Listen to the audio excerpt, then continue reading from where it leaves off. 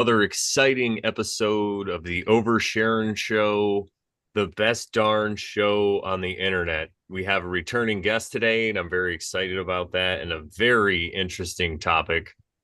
But before we get into that, we're going to read today's quotes, who are also provided by our guests, which is great.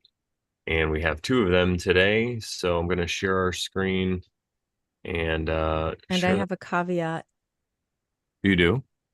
Well, I was going to say that first quote needs a period or at least Oh, some sort of pause to be understood correctly. Oh, not this one. The next okay, one. so for the next one, okay. All right. So today's quote is knowing your own darkness is the best method for dealing with the darkness of other people. And this is Carl Jung. And then I'll bring up the other quote. There we go. Also by Carl Jung. It says, you know what? Come on, man. Sorry. When it shares it, it puts a bunch of words on my screen in front of what I'm trying to read. Knowing your own darkness. Oh no. Yeah, that's what is the other one sharing? Okay, it's sharing. Never mind. I know what I'm Yeah, doing. after the word others is what you The need. well, see, the thing is, I have them both up on my screen so I could share them. But when I shared the screen, it put the last one in front of me anyway, with words in front of it. Okay. The healthy man does not torture others. Pause. Generally, pause. Generally, it is the tortured who turn into torturers. Ooh, I like that. Mm. That is indeed Yes, I what have I have seen. I have first world Mac problems. Can you believe it does that? No. I thought you were gonna say I have firsthand experience with that quote. Oh, well, I was yeah, gonna I say feel so like do I I. do. Yeah, definitely have firsthand. I was a torturer for a while. I still probably can be. Oh. Yeah, I Torturer. mean I probably was too. That's all right. If we're It gonna be happens, right? honest. Yeah. So Sharon pulled a card, and before the show got started, I downloaded or yeah, I found a picture of it. So let me share that also. And then we Thank can you, talk Mr. about that. Nargis. He says interesting quote. Oh, thank you. Thank Joe. Thank the light. And today's card is the Page of Cups from the Rider Waite Tarot deck. Joe likes his tarot deck, so we chose to pull from this deck today. And Brandon might pull a card from a different deck too. I might. I might not be able to find it on the internet, but there's a book that comes with this one, so I can use the picture from the book. Uh, I mean, what we could do is just look up the Page of Cups in this book, Oh, you could. and then we can compare them. I want to hear what Joe has to say about the Page of Cups. Yeah, please. I'll just say I was shuffling before we went live because I was going to pull live, but this card decided to pop itself out and fall on the floor, so I picked it. Well, he seems to have found something in the emotional waters, Mm. and this is it's a fish. Mm-hmm. Um, yeah, so he looked into his emotions, and he found something, which actually pretty synchronistic with the topic. Actually, Mm. yeah, that's what I pulled from Yeah. it anyway. Interesting. Yes. Yeah, and I never noticed. Oops. I just noticed now, but I've never noticed before around his head. Looks like there's a fish coming up to like consume him, like his collar and whatever he's wearing on his head. Wow, yeah, you're right. Looks Yeah, like it's a mouth. That is interesting looking, that scarf thing over his head. Shufa or whatever the heck. Oh, was that what they're called? I know that some kind of head coverings are called shufas. I just want to say because it's fun to say. Not a Shufa. shamag. Oh, what's that? I said not a shamag. That's another type Oh, of it's like the sounds like a ones that, swear the word. Saudi, the ones that they wrap around their heads that are like red and white, but you can see them in different colors. I think those are called shamag. Oh, right. I think a shufa is more like a scarf or something. Oh, okay. So I'm gonna pin mine so Those are everybody at shamag. home can see that. So this is the Page of Cups. There's a little bit of reflection. So it's pretty cool. It's got some dates on the bottom here. That's the hand. All right. June 20th, Sunday, June 20th, Sunday, June 21st, Sunday, June 22nd. Cool. Upright, it stands for romance, charisma, imagination, intuition, compassion, kindness, emotions, proposal. And I'm just going to read from the book the meaning of the card that they give to it. It is time for you to act on your ideas. Your creativity is at an all-time high. You have the charisma to charm anyone, so selling your great idea should be easy. Any kind of proposal should go well. You might commit to the love of your life. You might start a new project. I almost said new podcast. You might start a new project that you've been dreaming of. Good news is on the way. Be prepared to be swept off your feet. Your partner will be giving, loving, romantic, chivalrous, warm, and thoughtful. And the reverse, so I read some of the upright meanings at the beginning, like the romance, charisma, kindness, but the reverse meanings: inaction, anger, jealousy, hopeless, romantic, disillusionment, unrequited love, and manipulation. And I always like to read the reverse because it just kind of gives you a better picture. You know, you can know something better by knowing its opposite, right? Or what it's not. So it kind of fills in the blanks a little better for me. And sometimes reverses offer more insight too. In there, they may not necessarily be opposite. So sometimes I just say take from both, because there's truth in both. You could be manifesting kind of both sides a little bit, if you will, and you can choose which way to take it.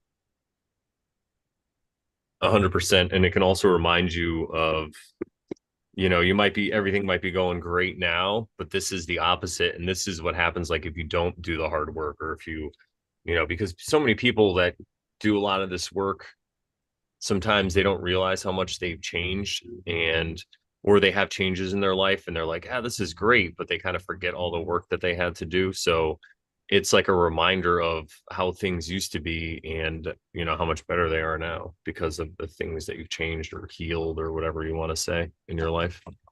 That's really synchronistic. Spoons sent something about, she's in the chat too. So hello, Spoons. Hey, But she Spoons. sent something about that. Yeah. About what you just said. Now I just slipped my mind. Nice.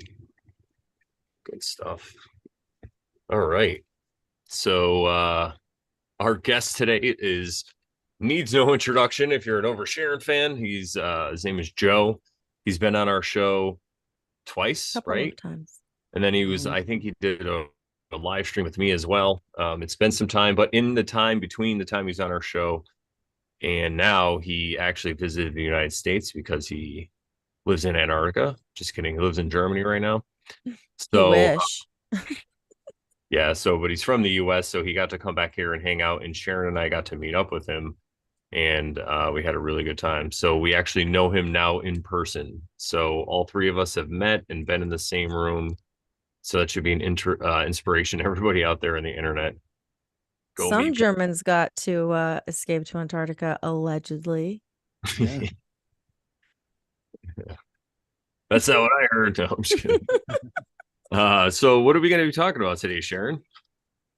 Well, it was, I think, a comment that Joe had left under the show we did with Nick, and it was about the narcissism. And Joe's comment was talking about psychic vampirism. I don't know exactly if I'm pronouncing that correctly, but and Brandon was very keen on seeing if he could come on the show, talk about it with us. And I was also very interested to hear what he had to say. So here we are. Yeah. Oh, and really quickly too, for people, because I put this into the description, Joe is in, like we said, we met him in person. I talked to him. Sharon talks to him. We both talk to him in group chats and stuff. So he's kind of like a contributor to the Over Sharon show. He's like a backstage behind the scenes guy, but every once in a while we find a topic where we like to bring him on and expand. And Sharon's exactly right. We were both, well, I know I was like, this would be a great topic. And then it turns out that now is November 1st, which is the day after Halloween. Which today's actually the holiday, though, right? I was going to say, yeah, Samhain. Is it 17th? Yeah, I'm not exactly sure the holiday, but it is a holiday here in Germany. Like I'm off from work right now. I would be at work right Um, now if it wasn't a holiday. So dude, what Yeah. a perfect timing. I mean, I thought about that yesterday or today, this morning. I can't remember when, but I was just like, wow, we're talking about the same stuff that, Dracula's type of stuff you talk about during Halloween, It's like, it's interesting. Yeah, it's very synchronistic. And if you think of what Halloween is, people put on a mask so they can pretend to be somebody they're not, and they can go in public and fondle each other or whatever, whatever the hell these kids do these days when they're out. But yeah, seriously, I don't mean kids. I meant like people going to bars and stuff. Sorry, guys. um, but yeah, so I think it's kind of synchronistic to what we're talking about too, because sometimes people do wear a mask. And what we're going to be talking about today is like not vampires like Dracula and stuff that you see in media or TV and movies. We're going to be talking about the depiction or the The interpretation, allegory, actually, of the allegory, yeah, allegory of what a vampire could be. Because you see movies like Blade, right? I watched Blade, rewatched it recently, and there's this class of people that live in the shadows. They only come out at night and they literally feed off the blood of people in their society. Like they have these blood banks. And a lot of people will be like, oh, it's allegory for like the Illuminati or the secret societies and all this stuff.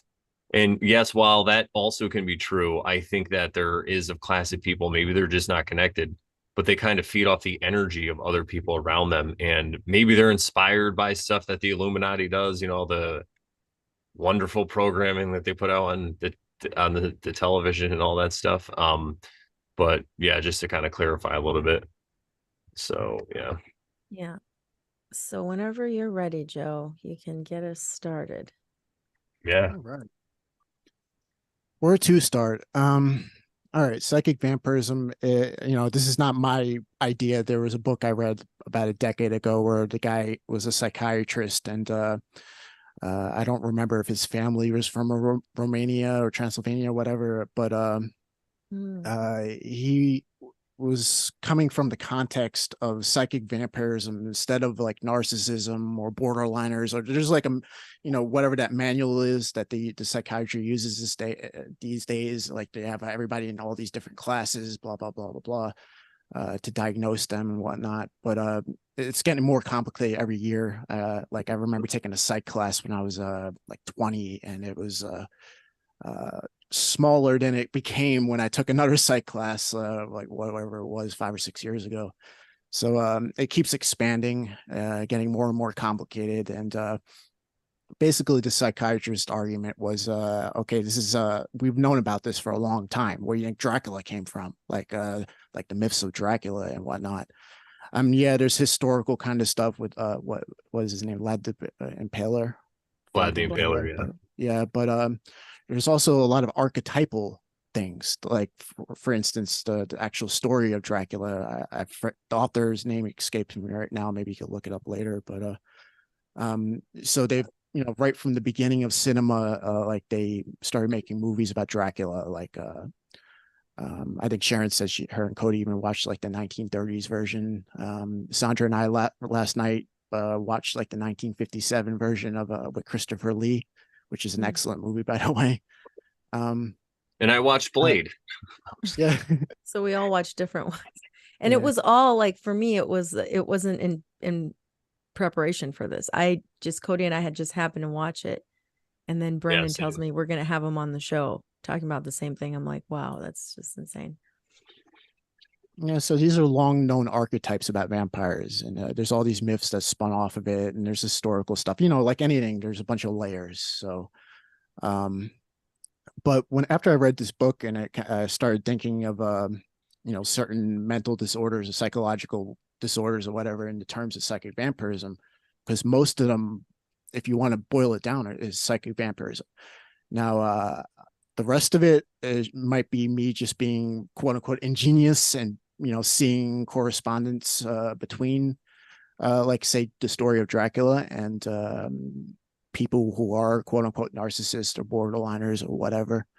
Um, but So, I've been thinking about this for a long time, for many, many years. And I started realizing it's not just Dracula. I mean, Dracula is talking about vampirism, which is basically there are vampires, psychic vampires. And we have all, like I said, all these psychological classifications of them, but it's all basically the same thing. It's just they have different tactics. Um, Basically, what it is at its core is the person is cut off from spirit, from in Christianity is the Holy Spirit or the Great Spirit known to the Native Americans or whatever, God. Like they've been cut off based because of they're in like a very low level of consciousness, or level of consciousness, if you will.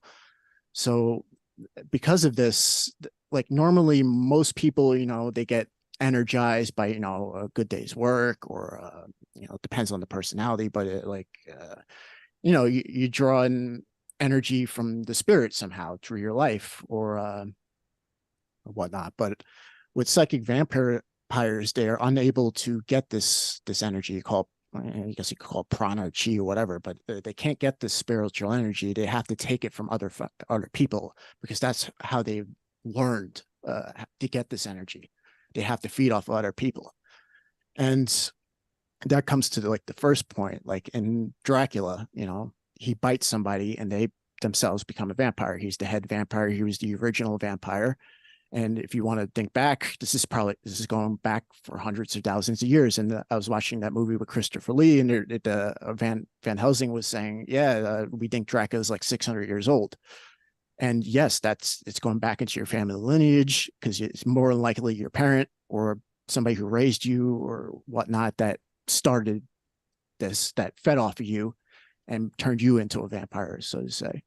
So, and psychology recognizes this. Narcissists usually have like a narcissistic parent or something like that. But like I said, I don't really like it. Makes things too complicated. I'm the kind of person who likes to make things simple. Like, let's make it simple.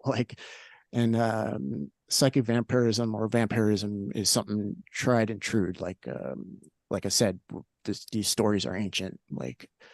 And that's the first thing. Yeah, a vampire originally fed off of you, and he's been going way, way back to the original vampire. But yeah, he fed off you, and now that's how you learned to draw in your energy. Because like I said, we draw in energy in all kinds of ways. We get high off of life, so to speak, and but not them. They need to feed off of other people. That's the only way they can do it.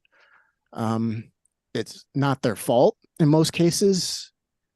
I mean, if we're talking about psychopaths, because they are also psychic vampires, but that's like a total different classification. These people seem to be born like this. There's probably some sort of spiritual reincarnation kind of karma aspects to it. Don't ask me, but there are psychopaths, and yeah, they're calculative about this, but they are really rare. Like most of the people that are psychic vampires were turned into this because of the way they were raised. And we've all taken energy from people at some point in our lives, but for them, it's a way of life. Like literally, if they don't get the energy, just like in the Dracula movie, like the woman gets bit and Van Helsing tries to keep her contained to her room, and she can't go out and feed, and she can't leave the room, and she's becomes angry and thrashes out because she can't feed. And that's what they do. So they have to go out and feed, and it's an unconscious thing. Like you can't really fault them for it.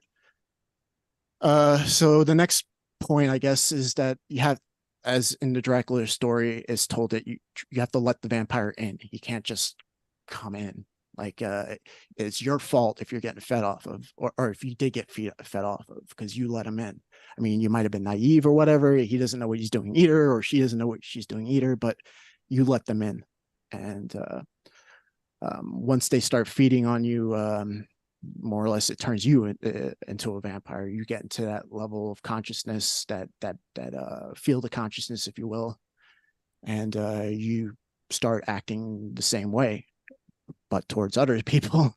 It becomes like, the Dracula feeds off of the woman who feeds off it, the next person she bites, and it's on and on and on and on. It's like never ending. And there's a lot of that going on in this world, a lot. What would be the next kind of point? Can I ask a question? Please do. So you're saying like we have to invite them in, or we have to allow them in. What about like when you're a child, when you're like, you don't know from Adam like that your parents are doing this to you, right? And that's just how you learn, right? Are you Yeah. speaking mostly about being an adult and like letting them in as an adult? Well, look, unfortunately, a little bit of both, but it's you know, you look at the child and they're just a child, they're naive. Like it's sad, And but so it they have is to what it is. let them in. Yeah. Yeah, They they let them don't in. have any other choice. Yeah. They have to love their parent, right? Like Yeah. it is what it is. It's Yeah. just yeah. Good So point. yeah, Well, I it's just want to say really quickly, that reminds me of the Blade movie, because in the Blade movie, there's pureborn vampires and then there's vampires that are turned. Mm. And if you think of that concept, the pureborn, purebred blood, or whatever, could be the ones that are kids of like these psychic vampires. So they just grow up in it. It's the only thing that they know. And then they go out there and that's who they are. And then the people who are turned are ones that are, didn't have that type of upbringing, had a basically a normal upbringing. And then for whatever reason, just encountered one of these people and then they were turned themselves. So it's kind Sucks of the in. same. Yeah. That's Like I that's one feel aspect that we thought was interesting about that movie. Anyway, go ahead, go ahead. I was gonna say it just makes me think of I lost my train of thought. My bad. What were you saying? He's talking about the pureborn vampires versus the ones that were turned, and then maybe the children were like they're trying to symbolize that or show that in that movie in that way, that some people are just born into it, just kind of like people are born into these houses and like satanic families or whatever, and it just gets passed down, and then others are changed because they have a normal upbringing, and then later they just fall in with the wrong people or whatever it is, or the wrong person. Yeah.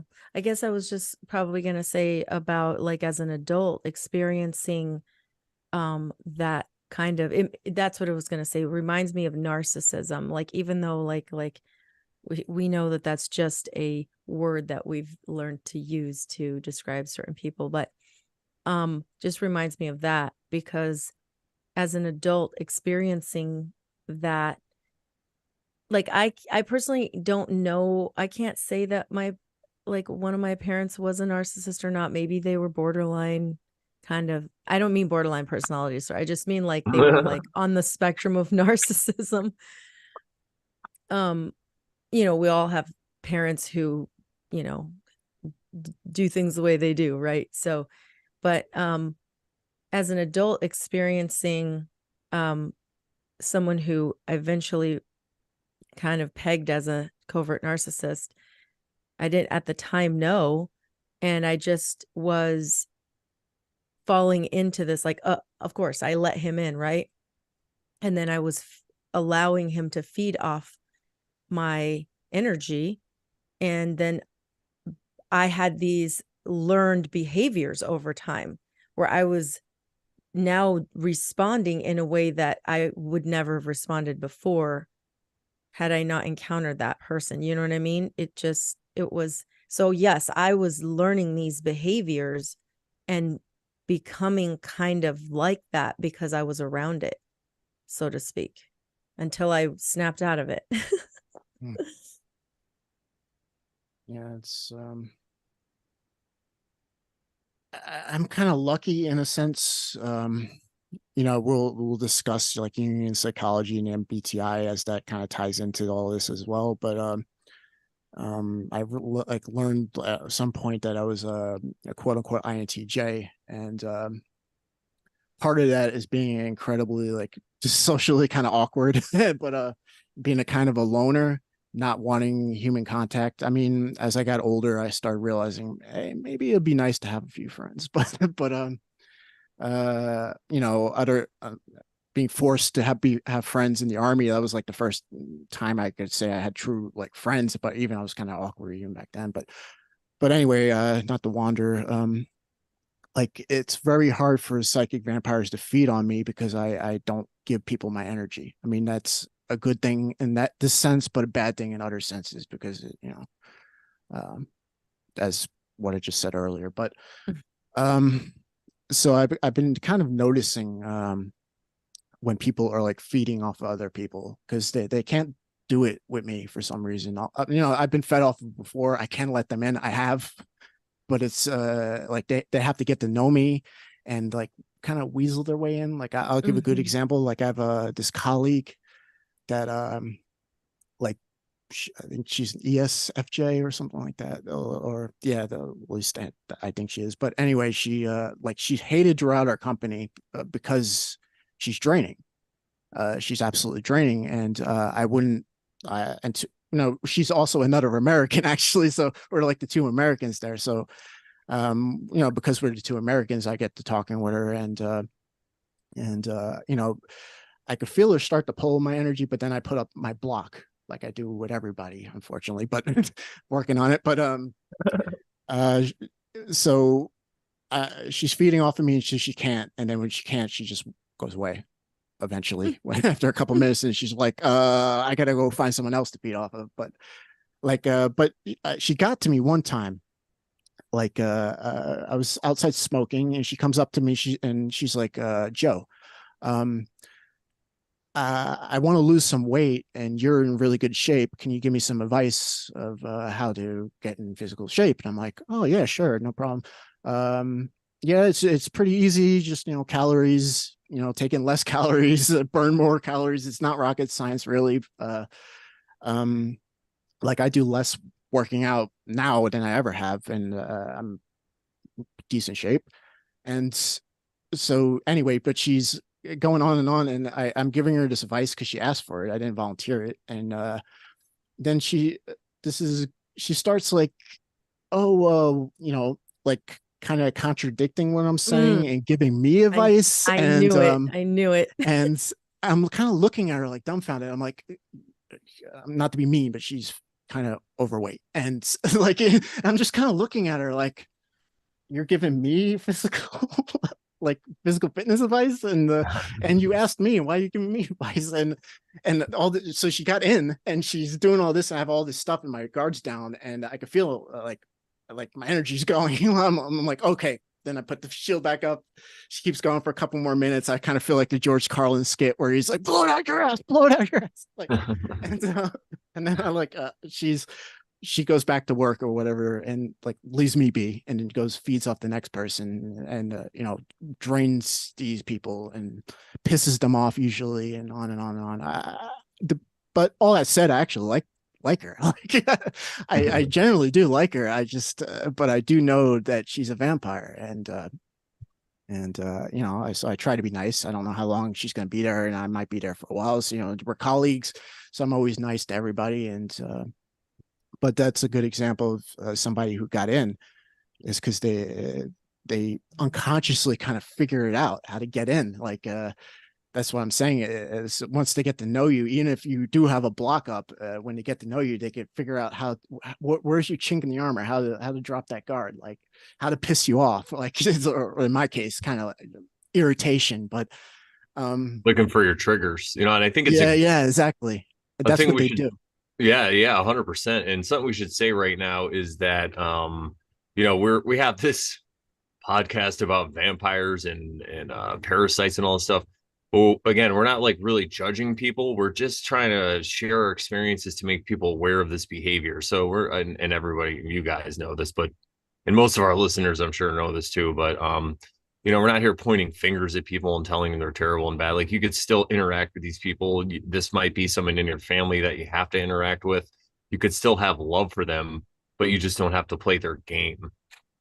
Yeah, unfortunately, you either have to get away from them or put up a shield. It's easier for us introverts to put up a field because that's we have to do that because that's most people think like extroverts give energy and introverts taking energy, but it's actually the opposite. Like extroverts are actually they're being extroverted, doing all these things in the real world to kind of pull energy. I'm not saying take like somebody in the Over Sharon group the other day was like, wouldn't it be a better word would be like receive rather than Yeah. take. And I'm like, yes, in a healthy kind of way, because we're always right now we're having a pull and push. Like any conversation you have with somebody, energy's going back and forth, going back and forth. But it should be that like you you're not drained, you're kind of the equal like where you started from usually. Like you shouldn't be like completely drained when you're around somebody.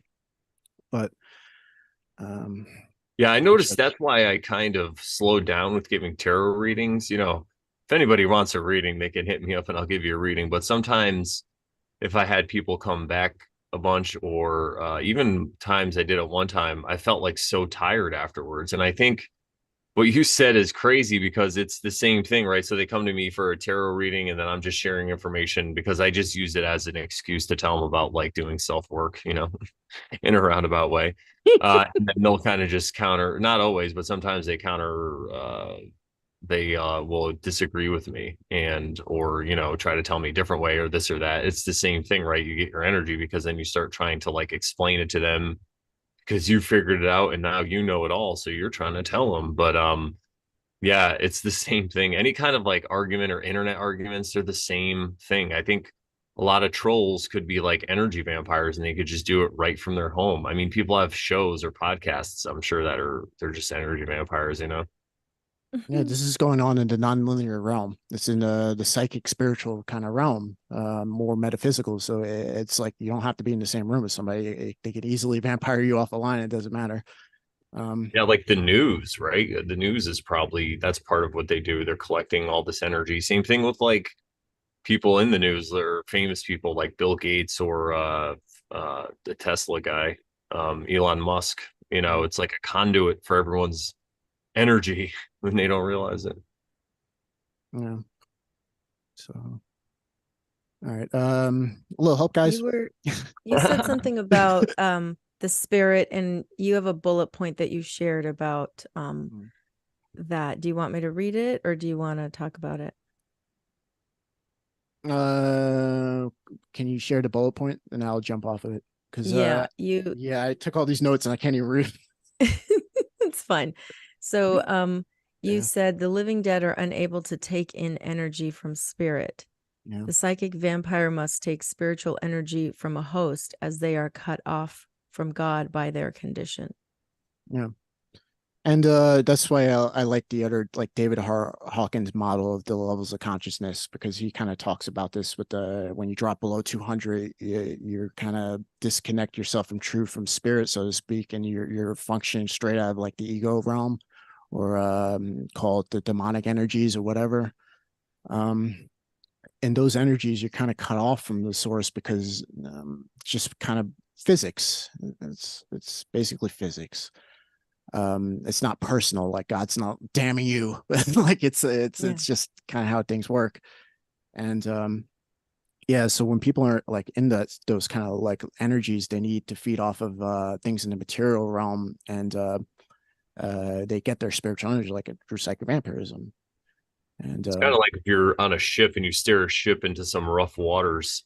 That's what it would be like to go under the 200 mark, right? So picture somebody in a ship and they're in rough waters. Yeah, you can get out of it, and yeah, you could get to calmer waters or heal.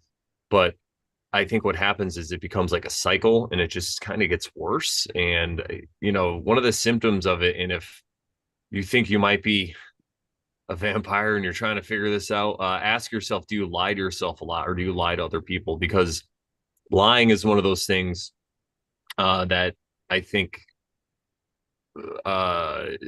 it's a way to indicate where you are in the scale. So if you're lying a lot, you probably are under 200 because 200 is like where truth exists.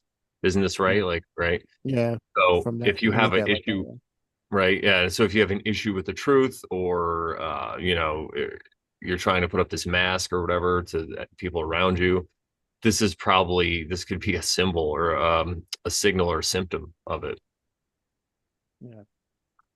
So yeah, that brings up a good point. I actually thought bubble popped up. Another thing about vampires, they can't self-reflect. And you see that in the Dracula movie. Like vampires cannot see themselves in the mirror. They can't see their reflection. They can't self-reflect because they're not conscious of what they're doing. Like they're totally like zoomed, like laser focused from the ego, kind of. They cannot see. They A don't good know they're analogy. psychic vampires. Sorry, I didn't mean to cut you off. A good analogy for that though just popped in my head with the mirror is a mirror is how everyone else sees you, right? So they can't see how everyone else sees them. They can't see how everyone perceives them because for one reason or another, maybe they just don't care. They're only centered on what they believe, think of themselves. So that's all that matters. But yeah, Mhm. that kind of blew my mind because I never really thought about it in that way before. Yeah. Yeah, if you watch the movie and think of everything in this context, like it all makes sense. All monster movie, like famous monster movies, zombies, Frankenstein. We'll stick to Dracula, stick to the topic. But um, so yeah, there's all kinds of symbology in there. Like I said, for the longest time, I was like I said, I'm kind of being ingenious. I've never heard anyone else talk about it like this. I've heard about psychic vampirism from that psychiatrist I was talking about earlier. That looking at disorders like that, but you start seeing like symbology, and you start recognizing, hey, these are old archetypes that like this Dracula story is based off of.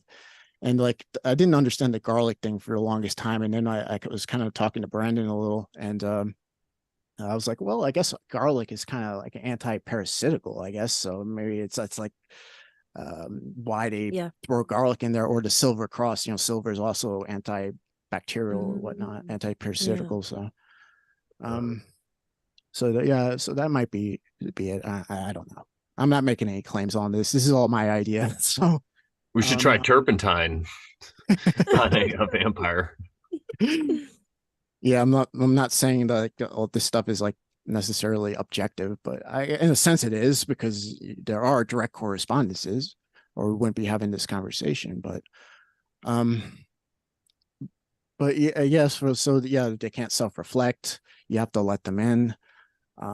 Once they feed on somebody, that person starts feeding off the neck, starts feeding off of people. Like, So I was gonna say, like, because you guys were talking about like they can't self-reflect. So if you out there, because Brandon was like, so if you're thinking that you might be doing this, I'm just gonna put it out there that if you can think about that, even if you can just think about that, you're probably not you're probably prone to healing, and mhm, you're able to self-reflect, yep. because they just can't, apparently. Yeah, and Yeah, we've all, go uh, ahead, go ahead. I was gonna say I think people that's one thing with the whole vampire thing is like you can't be cured from it once you're bit. But there's different movies, and Blade is another one where the lady from she's like a phlebotomist or whatever that's at the morgue or at the hospital. She ends up getting bit, but they save her in time. So I think that Sharon, you're definitely right. If you are self-reflecting, then there really is nothing to worry about. Just keep going down that trail because you could be starting to exhibit, or maybe even for years, you could have been exhibiting these behaviors lightly, and then something happened in your life. You had a near-death experience and change your whole perspective. And I think the reason why they can't view themselves the way other people do is because of their perspective, right? Because of their worldview or whatever it is, the way that they see the world. And then when something major happens, and this can happen with psychedelics too, but somebody almost dies. If you almost die, you start to question things and maybe see the world differently. You realize that oh, this is going to end one day. Like, I really am going to die. What the hell I've been doing with my life? You start to ask these questions. And that's when you can start to do that. But until that moment, that's why I was saying on another episode, we were talking about narcissism. And I was like, we should start a service where we put people through near death experiences. But I don't think we can get insured. I don't know. So I'm going to read from the live chat. Baron Strawberry says, "So if you can't self-reflect, are you prone to projection?" And he puts the little eyes that are like, Yeah, I think 100%. That's a absolutely. great observation there, Baron Strawberry, for sure. And I think, everybody projects. So if you project, it doesn't mean you're a psychic vampire. But if you can't see your own reflection and If you everything can't starts to go notice that you're wrong, projecting once yeah, somebody tells you. yeah. If you can't notice you're projecting either, That's exactly what you're going to do. And I think that's where a lot of these traits and tendencies of people who display this behavior come in, like gaslighting. We talked about this on previous episodes, because people in this condition will see a problem in their area and then they just will blame anybody else. And then they start to kind of convince this person that it's their problem because they don't even see. It's not even like they're gaslighting on purpose. They just can't even see it's them because they can't even see their own reflection in the mirror. Mm. Yeah, that brings me another point just came to my head is, how do you kill a vampire? How do vampires get killed? They can't be in the sun. They can't be in the light of day. Yeah. You bring it into the light of the day, there's no more feeding. There's both ways. If you were the vampire and had this awakening, and or the other way around, you realize somebody else is a vampire, it's really going to be hard for them to feed once they're in the, about it, once you're conscious of it. They have to be in the darkness. You have to be unconscious of what's going on. Like it, and like Dracula to me symbolizes the original vampire, and which could be your parent or way back to the original vampire. But and the other way to kill the vampire is to put the stake through the heart, right? So that's being able to kind of reflect even people that you care about, you love, or whatnot, and you to put up. It's more putting. It's almost like putting a stake through your own heart, really, to be able to break free of it. But I can read the go ahead, bullet Sharon. points that you made on that you sent me. You said Dracula's resting place down in the dark dungeon.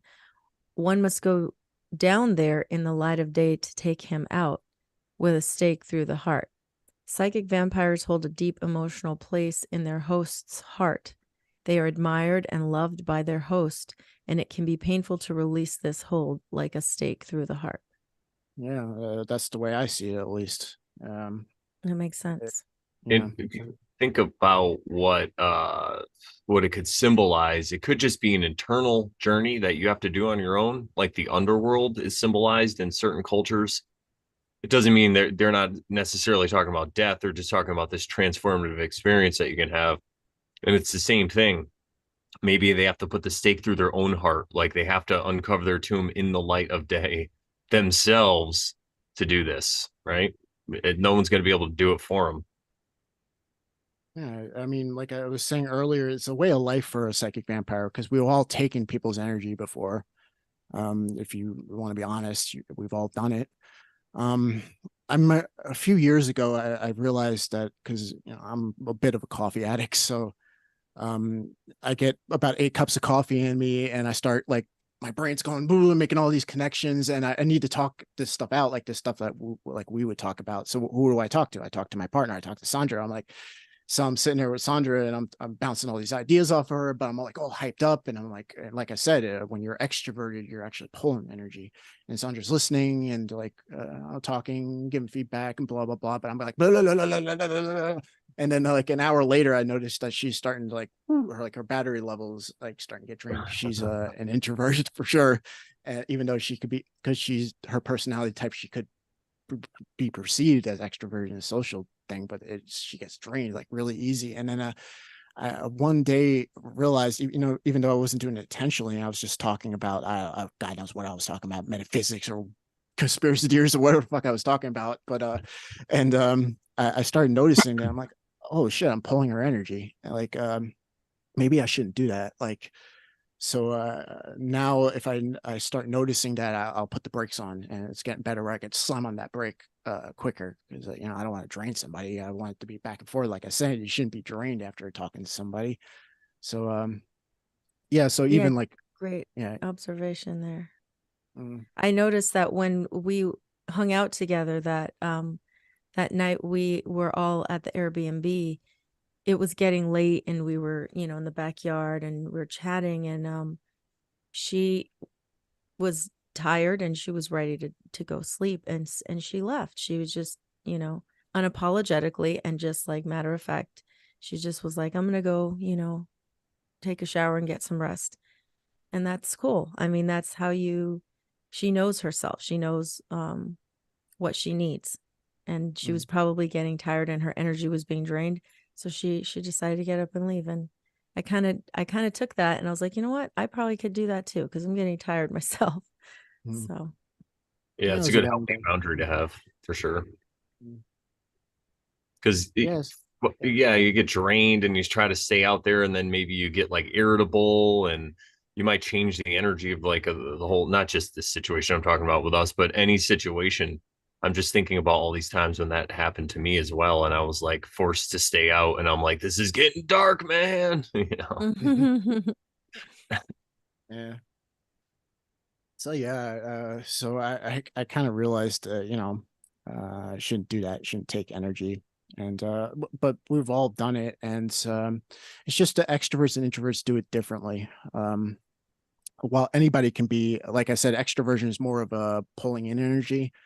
Um, Extroverts drain the fuck out of everybody. Like if they're vampiric, like they, a healthy extrovert is, it's a give and take. Yeah, they pull energy, but it's not like a take. It's more of a context of just pull push, and like extras will drain the fuck out of everybody in the room when they're vampiric. Like they just, in German we call them cholericas. Like they're just like the people that are always screaming and acting like emotionally unstable. We all know somebody famous who does this, and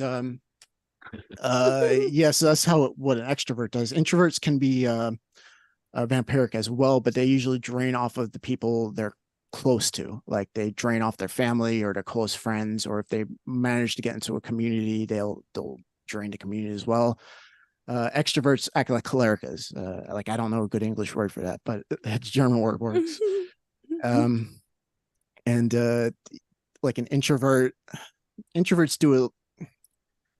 The most common way I see introverts do it usually is through like a sob story. It's always a fucking sob story. It's always woe is me. Good You know, point. usually something to do with their health. Mm, But it could be anything really. yeah. Yeah, so it's the tactics are a little different. And then also it's like I said, it's on a conscious level. I think there's like an intelligence to even these lower energy fields, because energy fields form a pattern. I've given an example like before on the Over Sharons about the magnetic field in the iron filing. So there's like patterns to these there's an intelligence to these emotional fields of consciousness. And so yeah, they introverts will usually just feed off you like that, like a woe is me story.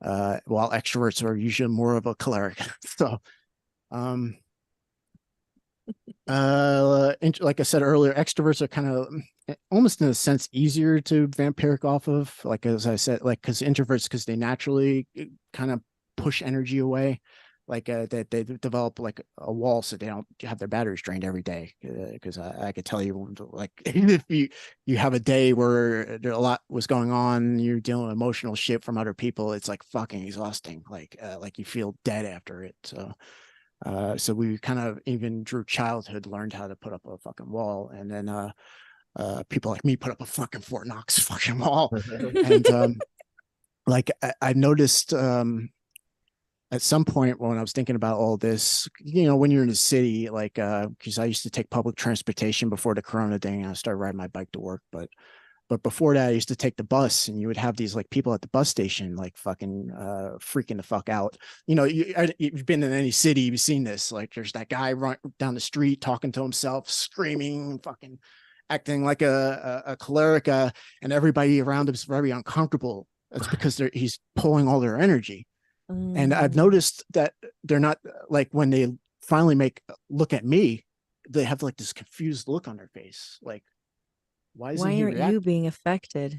Yeah. Yeah. Why aren't you reacting? And it like puzzles them, like, and they kind of just, and then I keep catching them like just staring at me, like, and they're puzzled, and I'm like, I know what you're doing, like, like, yeah, I see that little demon in you, like, yeah, you're not fooling me, like, but yeah, that's a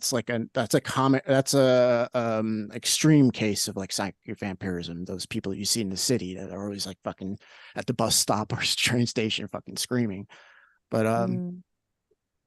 yeah, you see this in every situation, your workplace, your family. we all probably have a psychic vampire in our family somewhere, like that we can identify, unfortunately, because it's just become so common because so many people have been quote unquote bit. This infection is like everywhere, where they're pulling energy from other people instead of from life. Like, you're gonna say something, Brandon? Oh, I was just going to say it, and it's also supported by the culture and the media and everything. You know, the TV, the movies a lot supports this idea. You know, they kind of portray it. Some people that get portrayed in movies and stuff as quote unquote good guys might actually be like, you know, psychic vampires. You know, like look at Karate Kid, right? Ralph Macchio. You think he's the good guy in that show or in that movie, but if you go back and take a second look, you see how he's probably just like a jerk. Yeah, You know, like he's yeah, he's a bit ruining of an everyone's asshole. good Yeah, time, right? Yeah. So That's yeah. funny. So So I yeah, have, they. go Oh ahead. yeah, please. No, No, no, please. go ahead. Actually, I'm jumping off of you guys. So. Sharon. Yeah, yeah, go ahead. I was just gonna, if you don't have anything to say, I'll just bring up some bullet points. So whenever you guys. Please, please do, because you can see my notes. I can't see my notes, unfortunately. Okay. So one of the bullet points you have here is about Dracula keeping a woman prisoner. It says he holds her against her will, but she is a vampire as well. Psychic vampires often hold their partner as prisoner, feeding off of them. However, they themselves are infected and are psychic vampires. Yeah. Um, yeah, you see this in relationships a lot. I mean, it's usually the guy doing it to the woman, but it could be the other way around. It just seems to be more common, but the guy does it to the woman. Um, yeah, he's feeding off of her. He's getting all her energy from her. And then what does she do? She goes out to her friends or her family or her support group and does the same thing to everyone else. And then the people around are like, "Why don't you just leave this asshole?" Blah blah blah blah blah, because they don't want to Oh be my fed off because God. you're feeding off of them. Like, and but he's feeding off of you, so it's like this fucking cycle or whatever to call it. Like, um, Yeah. so yeah, I mean, it could be the other way around too. But in my lifetime, I've seen it more with men doing it to women. But Yeah, what the women going out and doing it to their support circles. So that's a good um point. I missed that. Like I didn't think of that.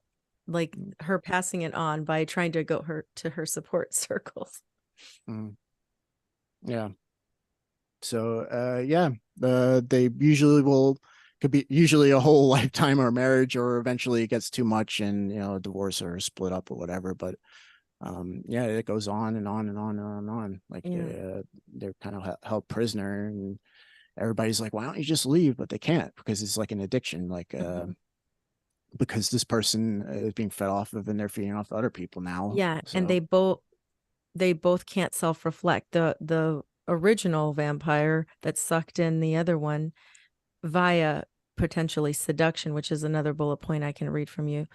Um, and then the one who's got sucked in can't self-reflect because he or she has these learned behaviors through all that experience that now has lost their ability to self-reflect mm, potentially mm, for a time, maybe forever, this lifetime.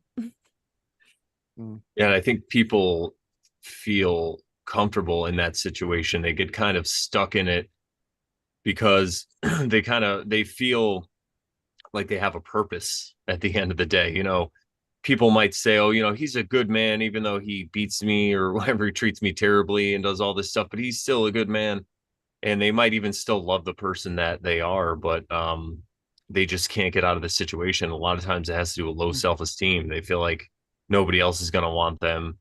And you're right, that's exactly what happens. And they just go out to their friends and support system and just you know, cry to them, and they gain their energy and they bring it back home to their significant other. And yeah, I definitely does happen both ways. I've seen it in women as well. I think just traditionally, because the way societies were set up, is probably more men, but now that we have different, you know, standards for society, if you will, it's everybody, right? mm, Yeah, and speak from experience, so I know how it yeah. feels to have been through being fed off of and then kind of learning the behavior, not being able to notice and then going to my quote support group, which was really only maybe 1 or 2 people, because I really couldn't tell a lot of people. It just was not, I couldn't do it. I could only talk to like 1 or 2 people about it. And when I did, it was funny because over time it caused me to self-reflect. Like Brandon says, like you look back on yourself and you just feel stupid. Like, like what am I doing? Why am I doing this? I talked to one of my girlfriends about it, and she was also going through something similar. So it's funny because she and I ended up kind of getting a rift between us, because the both of us were like, kind of like, can't you see that you just need to get rid of him, you retard? And we were both telling each other the same thing about 2 different dudes. It was like, at some point we stopped talking, but the funny part was we stopped talking because we probably both realized that it was pointless. Like, why am I going to go and tell you what's going wrong when that doesn't even help? I mean, if I'm staying, why am I complaining? I might as well enjoy staying in the filth that I'm in my squalor, and not complain about it. And I realized how stupid I sounded complaining. You know what I mean? It sounded retarded. Eventually I came to my senses. Yeah, and that's another thing in the Dracula thing. What did it use? They used the crucifix, right? It's a symbolic of God, Yes. spirituality, religion. What is another thing? But perception wise, yeah, the cross is archetypal kind of symbol for our society. Yeah, so it's doing spiritual work. It's like it's going to bring the vampire to the light of day, or if you have that in yourself, it's going to bring that to the light of day, and that's how you start healing. And that's why vampires don't like that. Vampires generally, I've seen a lot of people that if you bring up, I'm not Christian by the traditional sense by any means, but it's like I've noticed, and I thought it was kind of weird, like you bring up Christianity or any kind of religious kind of thing or spiritual thing to certain people, and they just fucking lose it. Like they get they just get angry and lash out. You're like, well, what the fuck? Where did that come from? Like, oh, I guess you got some issues with religion or something. But damn, like that was a bit of an overreaction. Like just because somebody brought it up, like couldn't you just say silent and be like, okay, that's his opinion? But that you freaked the fuck out. I always thought that was kind of weird. But yeah, that's like the vampire kind of lashes out like when that's presented to them, and I think that's symbolic, and that is another way how you heal, besides putting that stake through your heart about you admired this person, you loved them, maybe or you respected them or whatever. That is going to be painful that you have to like cut them out. Like, and it's going to be even more painful because you are a vampire now, and it's yeah. So it's but you have to be able to heal. You got to go through all this stuff, unfortunately. So I could see this happening on a societal level as well, or maybe also when people start waking up to truth and they freak out about conspiracies and then they start trying to tell everybody. It's kind of because these conspiracy videos, or even if people watch the news, whatever it is, it's sucking all their energy.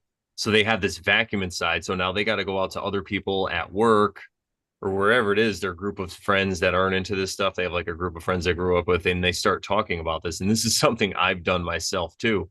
So you spend all these hours watching these videos, and then you feel like you can't tell anybody. So then when you find somebody you just talk about how like terrible and crazy everything is, and then you get their emotional energy, right? It's basically like if you can get them to be from being in a good mood to being in a bad mood, and then like you win, right? You could like suck all their energy out of them. Nigel in the chat says this happens with people who live in lower states like boredom, anger, resentment, fear, and apathy. Feed off of others' good mood. yeah, Yeah. indeed, if you let them. And If you let, unfortunately, exactly. That's why I'm just like, all right, man. Like when I'm places now, I'm just like, all right. Like I'll walk into a wedding venue that I haven't been before in the maitre d'. I could just tell everything's like negative or whatever. And I'm just like, what's up, man? How's it go? We're gonna have fun today. And I have like changed the whole energy in places because of that, because I refuse to get dragged down. You know, it's like I'm here to have a good time and work. You're not gonna let me but I used to do that, and I used to get upset. Or if I worked with somebody like a photographer that was like a real jerk and I had to work with them, I would let them affect my mood. But now I'm just like, all right, man, whatever, you know, throw a tomato Yeah, at me. Like, this is great. yeah, same here. It's like I that used love and to. light. Go ahead, go ahead. Yeah, I mean, to me, I kind of sometimes wish I'd bring up the mood if I'm in a good mood, maybe, but usually it's more like just this neutral fucking barrier. Like, all Yeah. right, like it's like, and then they're like, No, all right, I don't. This guy wants to talk to me. Like, no, I hear you. Well, for me, it's different because I'm put in these situations, and you know, I'm an INTP because we've been talking about this, and a lot of people, when I tell them I'm an introvert, or when I learned I was an introvert, I was surprised. And a lot of people are surprised, and they don't agree with me at first until I kind of break it down and explain to them. But you know, growing up, I've always had a lot of friends. I would just need time to go kind of recharge or whatever. But I always had a big friends circle, and I had friends that would always constantly get me out of my comfort zone. Like I had a friend one time, we were at the mall, and you know, there was this girl or whatever. I was like, oh, she looks cute. And he's like, you should go talk to her. And I'm like, no way. And he's like, if you don't talk to her, I'm gonna go tell her you're gay. And I was like, whoa. And everybody, you know, relax. This was like the 80s or 90s, so you could still say that back then. But so I just went over and just You started, could I don't still be offended by that back then. know. Yeah. I just started talking, and that's kind of where I learned. But and that's another thing I learned about these personality types. It's like you have to get out of your comfort zone. And when I started doing stand-up comedy, I was constantly out of my comfort zone because I was getting up in front of people all the time. And I think that's why I'm in the situation that I'm in. Also because now you know, I DJ weddings and stuff. So at least a couple times a week, I have to go into these situations. A lot of times I've worked places where I don't know anybody. Sometimes I get to know people, but I have this whole preparation before I do it and go in there and stuff. So I think I'm kind of a testament to people that just because you're an introvert, or just because of this or that, it's like you have to get out of your comfort zone if you really want to grow and expand, right? And again, it's not for everybody. I'm not saying you should go become a comedian or whatever, but just little times when you can get out of your comfort zone or break your patterns, it really helps. You know, it's huge, and then nobody will know what you are unless they're really good with Myers-Briggs, and then they can tell by the way you talk what personality type you are. But yeah, yeah, I have a yeah. question. Okay, Go ahead, Joe. No, you go. no, please go, because I'm just jumping off of you guys. So. yeah, No, yeah. yeah, That's what we please. We want. love that. Sharon won't forget. Don't worry. I was just gonna say, yeah, meeting like Brandon once everybody kind of relaxed and we're like, oh, we never actually met person, and but oh, the Sharon was happy, like bubbly the whole time, but everybody's kind of like, we haven't really met, but as we were, got to as the hours went on, everybody got more comfortable. Like, yeah, I have to say, like being around like Brandon does do that, what you just said, like he uplifts everything. It's like it's really cool, actually. Yeah. Yeah, I wonder if it has to do with my height. You know, it's one. I remember, you know, I'm 6'5", and Feeling when I this go in a was room, coming. everyone's looking at me, right? That's the first thing. And then I learned that with my smile alone, I could change so many things. And I was in the car business selling cars when I first got out of the Marines. And this guy that I worked for was like, you know, he's like, you got this great smile that just lights up a room. My boss, when he's training me, he's like, just start smiling more at people. And I did. And now I smile at people all the time. And they're just, you know, I think I did this hardcore in like 2018 or 19 because, you know, things were getting divisive. I mean, it did get pretty bad in 2020, but I wasn't doing a lot of weddings. But you know, everybody had this whatever weird things politically and stuff going on. So I would just go in the room and just smile at everybody all day. And I remember coming home and my face would literally hurt from smiling too much. I'd be like, it would make me laugh. And I'm like, this hurts. I can't stop. Yeah. But it would make me laugh. Oh, that's Yeah, funny. yeah. I was kind of laugh. Like we were sharing some Frank James videos the other day, and he has this skit where he's talking about my personality type, and he's like at a hotel, and he's like, "Oh, do not disturb sign. This is awesome. I wish I had one for my life." And he's like, "Oh, wait a minute, I have one. It's called my face." And I'm like, Exactly. Sandra laughs. She's like, "Yep." Yeah, So but I put myself out of my comfort zone, right? I was selling cars as an introvert, so I yeah, had no idea. I'm just running along trying to make money, and yeah, I just started to do that more. And I think that's what burnt me out though from selling cars. I got burnt out because I just got sick of going up to different people all the time. yeah, Whereas at least now in my job, I'm doing something I love. I'm playing music and getting people to have a good time. You know, it's comedy's the same thing. I get to go up there and talk and everybody gets to hear me. So it's like, yeah, yeah, we're gonna do this. So yeah, man. So You're my question, go ahead. no, I was gonna say, okay, Sharon. Okay. So my question to you, Joe, is you watched the 1950s version of the Dracula movie. I don't know Mm. how closely it lines up with the 1930s version. I'm assuming the book was written by Bram Stoker, is Yeah, it? I believe so. And I never read it and I never watched the Bram Stoker's Dracula, the more modern one. But my question was if in the 1950s version, did the girl that he turned into a vampire, did she get better once he got killed? Yes. Once, Well, unfortunately, they took out a couple of women, or a man as well that went to go defeat him. Um, who he turned into vampires. When Van Helsing came, he had to put a stake through their hearts and take them out because he was like, that's the only way to release their soul. And okay. but there was another woman who was bit in the story. Later in the story, she was bit. It was the wife of the guy that was helping Van Helsing, and when they finally were able to take out Dracula by exposing him to the light of day, Van Helsing jumps on the table, runs to the curtains, rips down the curtains, the light shines, Dracula's like, ah, and then he's trying to get up away from the light, but he takes his crucifix and starts pushing him back into the light, and eventually he was dissolved. And once he was finished, the woman who was bitten was also released. She became human again. So Oh, that's interesting because the 1930s version, they go down into the like cellar or whatever, the basement of where he was living at the moment, and they literally drive a stake through his heart. mm. Like, and then he dies in the coffin because they take they take the lid off the coffin and they drive the stake through, and then after that, the girl that he had kind of turned into a um vampire, she gets better.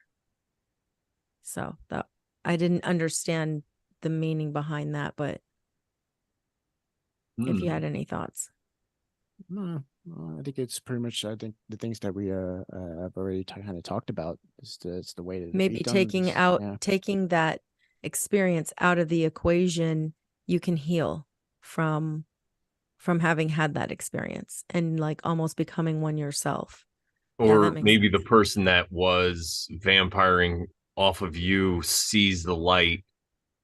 You know, maybe they die because of it, or maybe they have an awakening because of it. Wow, that's crazy, Sharon. Reminds me what happened to you. Not to bring that up, but like with your ex because he passed away, right? And Mhm. so maybe because of that, that the other person saw the light, and now this person is able to wake up. Something, Yeah, right? totally. What that is a very good point because if he had not if he had not passed away, I can tell you that it would have been very, very difficult for me to continue not thinking that he would be like, he would be better and he'd be okay. And I could, you know, maybe he'd get better and I could come back to the relationship at some point. Like that could have happened if he hadn't passed. But then he did. And then it was like I was released. So, wow, holy shit. Really good point. Yeah. And just so everyone knows a little background story, Sharon was dating a gentleman for quite some time. And then she came across a lot of the stuff about narcissism and all this stuff and started to realize that's maybe what was going on. So she tried to talk about it. And we all know that doesn't work. She distanced herself. And then how many months later was it that 4 months after I 4 months, distanced he myself passed away from a heart attack, we believe, right? Yeah. So, and this was, in in his 2019. sleep. or 2020, right? It was like the beginning of 2021. Oh, 2021. That's right. Yes. And he was not an experimental medical vaccinator. So, oh shit, I said the word experimental medical serum guy. I don't think they care anymore.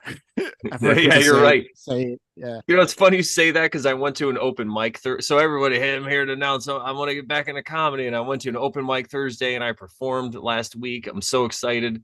But one thing I noticed, because it was a pretty popular open mic, and I went like 24th because I got there a little late, and then I was talking to people I knew. I didn't get on the list, but everybody, well, most of the younger people are talking about like all this stuff I was talking about, like 2016 and 2017. They're like trying to be all offensive. Like I heard somebody questioning the number of like who cares if it was 6 million or 600,000. I was like, whoa. But then there's also people that are like on the liberal side or whatever, but they're just talking about all this stuff.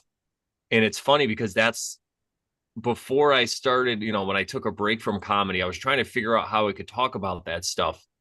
But then I've had my friend Rodney Norman on. He just does this silly character, but he instills this great message. So I was kind of inspired by him. And that's really the direction I'm headed. And I figured out, I'm like, listen, I don't have to talk about what's going on in the world and all this stuff. I could just be a silly character. Like, this is what everyone else is trying to do. I'm literally a trendsetter. I was doing this when it was hard to do. Like when people would talk to me after the open mic and be like, Brandon, are you okay? Like it's so funny.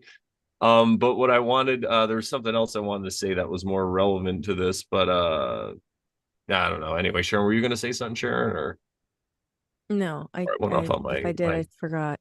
tirade? Oh, Yeah. that's what I think I was talking about. Something about comedy. There was something before that. Anyway, it'll come back to me. Go ahead, Joe, if you're going to say something. Oh no, I'm kind of jumping off of Sharon because she's got all my notes. Oh yeah, okay. Yeah, so I can go back to that point about seduction and how people can get pulled in. So you made a point that says seduction is the most common form of manipulation in a that a psychic vampire will use to get you to let them in. They love bomb, butter you up, compliment you, and so forth, and they get you to open the door. And once they are in, they feed. That's very similar to the whole concept that we talked about before with narcissism, the love bombing cycle. Same thing. Same Yeah. thing. We're just looking at it from two different perspectives. It's the same thing. Using a different word, but it's the same thing. Yeah, psychic vampirism is coming more from the context of the metaphysical. It's coming from the context of called the spiritual, the psychic. What's going on behind the scenes, behind this realm, this reality, which plays out in different ways. Like it depends on the personality of the vampire and the personality of the host to how they're going to use this seduction or how they're going to get in. Like it's all unconscious. There's, like I said, there's an intelligence. It really does make you believe in demons. At least to me, it does, because they just do it so intelligently. Like I don't know what the word like. Like they've been doing it for many millennia. Yeah, exactly. It's an energy field that people fall into. That's the way I see it, and that's what a demon is, or an angel, or Satan, or whatever. As far as I'm concerned, it's an energy field. You don't have to think of it like an entity, like us, like human beings, or an animal, or something like that. It's an energy field. It's non-linear. That is structuring anything that falls into its.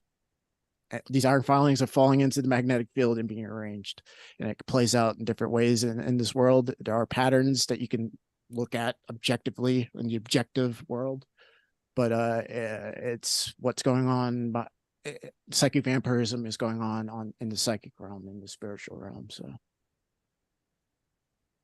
and another point you made, and I think you talked about it briefly, but I'll just read your notes. You talked about the relationship with God and religion. So you said psychic vampires often hate God or what they perceive as associated with God or religion. Many become uncomfortable and even angry when it's brought up. Religion and spirituality are only used as a tool for power and or manipulation. Yeah, that's the only context that I've seen where they'll actually get into spirituality or religion. It's not to better themselves is to manipulate people and seduce them and get in there and then fucking drain them of their energy and their fucking resources. Yeah, not just their chi or their prana. They're like they're draining them of their financial resources as well. So, and this kind of reminds me of something I was going to say earlier with the cross. You can look at that also as an allegory, because everybody knows when you think of the cross today, they think of Jesus Christ, right? And if you think of the message of Christ, it's totally the opposite of what a psychic vampire is doing. So that alone, just that symbol of, even though most Christians probably don't live by that, guide or whatever, so they don't understand, they just give the energy to that talisman, that cross, but the energy is actually the message, right, of Christ. Yeah, it's the message. It's the spiritual work. And oh man, I just lost my train of thought, but it was a good one. So yeah, it'll probably come back. So we could just continue. All right, I did it too. I started telling a story about comedy for a reason, and I made it all about me. It's what happens. Well, I'll just read a little bit into the notes that where we start talking about push and pull and the law of nature. The Hermetic principle of polarity states that everything is dual. Everything has poles. Everything has its pair of opposites.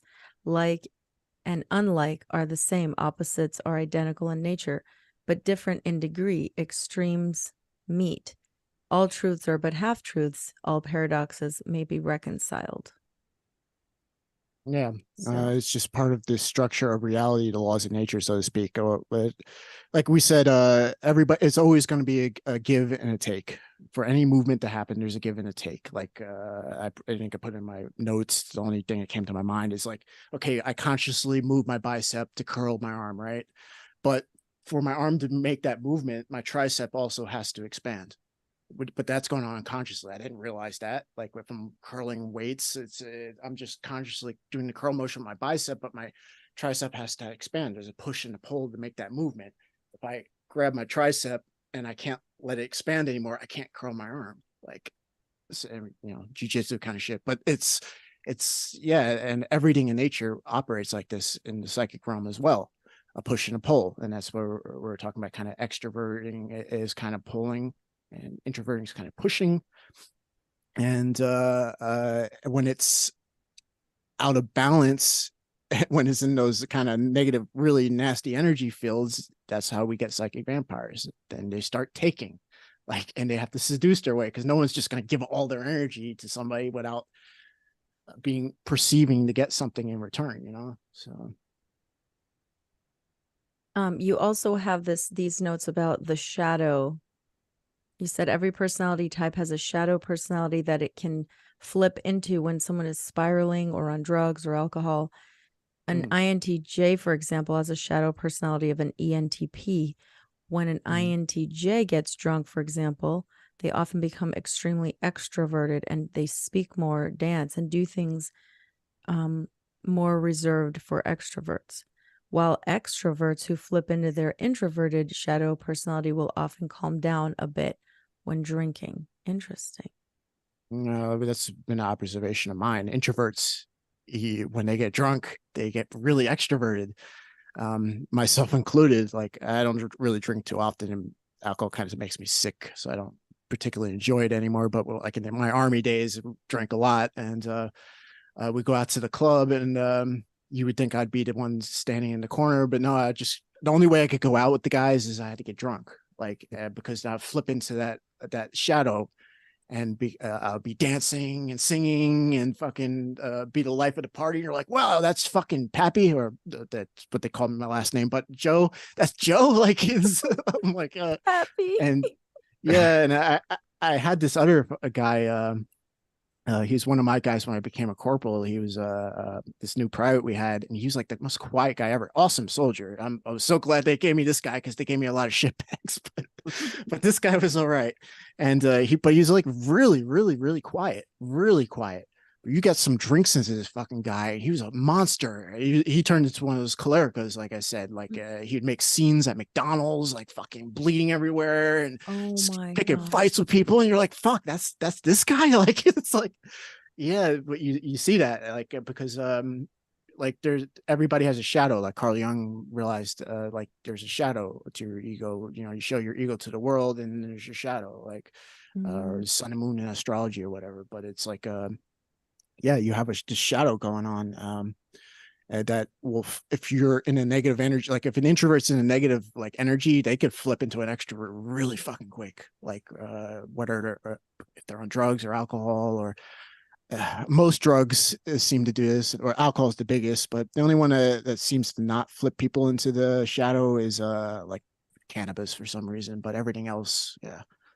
Or at least often, unless unless they're falling into the most lowest of energy fields like grief and shame and apathy and shit like that, the lowest of the low of the human experience, then they kind of fall into the shadow, but they start using those weaker functions. um yeah, we could talk a little bit about MBTI, I guess, but yeah, say we'll use Brandon's type because I know Brandon's type pretty well. Yeah. Like his yeah, How does yeah, Brandon act when he's drunk? yeah, I have no idea. Well, I did What's see a his Drunk video Brandon. shadow? I of used to say that. I used to say people, all right, guys, you ready for drunk Brandon? Here we go. Like I'd be yelling out the car. One time I found a traffic cone. I probably told this story before. We were driving around New Haven where all the clubs are and all the college people hang out. And I found a traffic cone on the side of the road and I was yelling out the side of my friend's SUV at people just yelling. Through the So we got traffic both. cone like this, Yeah, yeah, like, hey, I don't know. I forgot what I was saying, but I was just, yeah, using it as a megaphone. yeah, being very rude yeah, it sounds like and that funny. other army guy I was just talking about. He did shit like that. But So the INT. yeah, the INTP, like for instance, how they determine like someone like Brandon was an INTP when they do all these psychometrics is they figure out, okay, he's mostly using his thinking, but it's introverted. But now his next function will be he's in an intuitive type. That's his next favored kind of function, but it's extrovert. He has extroverted intuition, and then it goes down to the next one, which is on the axis of the extroverted intuition is introverted sensing, and then the last thing would be extroverted feeling, which is on the axis of his first function, which would be introverted thinking. So that's that's his baseline. That's how he goes about his day. But if he has the shadow as well, he could flip into where it becomes everything just flips in polarity, where the shadow would be extroverted, starting with an extroverted function. He would have extroverted thinking as his first function, and then introverted intuition is his next, and then extroverted sensing, and then introverted Feeling. feeling. Thank you. Right.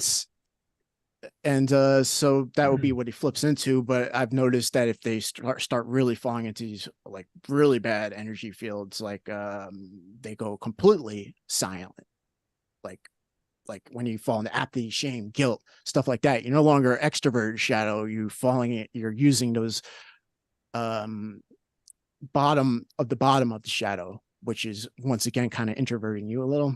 And yeah, that's like really dark. I'm not talking, but just by Brandis type, any introverted type, same deal. Or extroverts and the opposite, or they become kind of introverted when they're negative. Like if you have an extrovert and all of a sudden they go quiet, you're like, all right, what's wrong? Like what's wrong? Something's going on.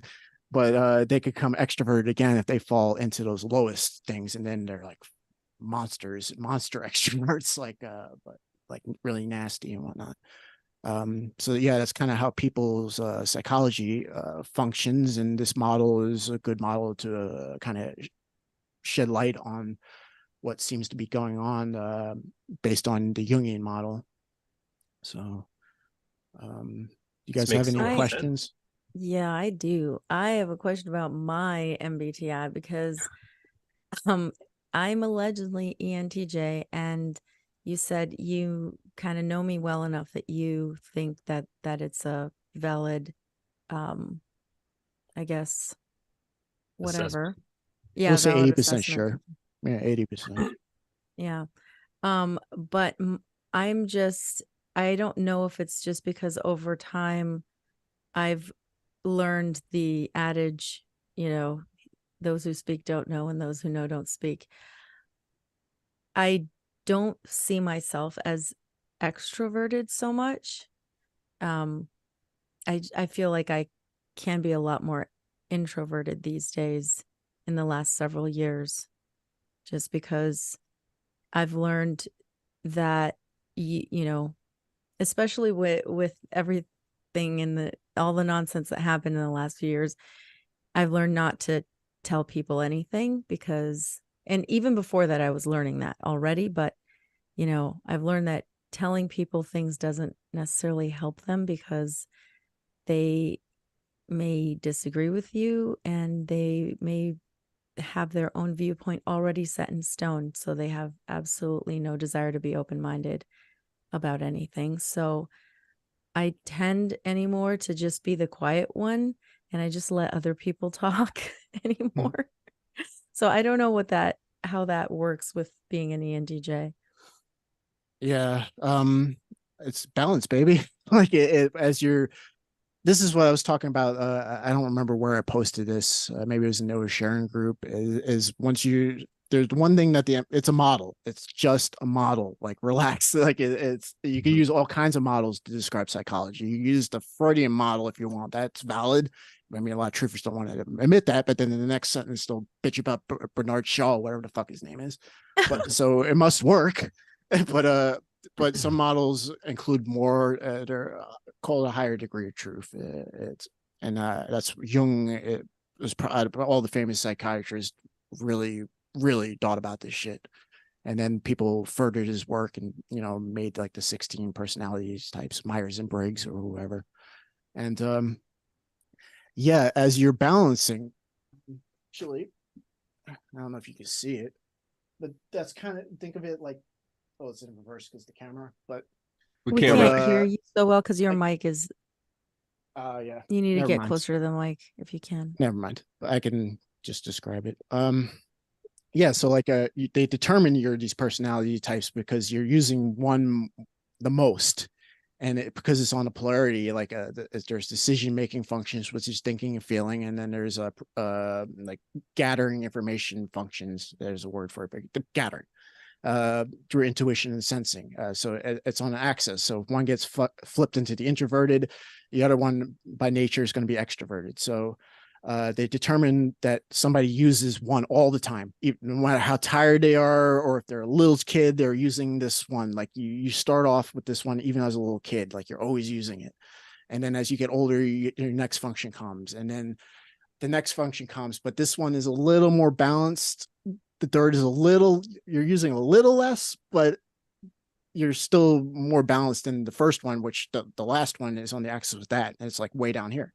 So I was saying in the group, there's a couple things that seem to be missing from this model, in my opinion. One is spirituality. My favorite model is David R. Hawkins' levels of consciousness. So I use that. Again, a model. And like, so every method is a trap. Yeah.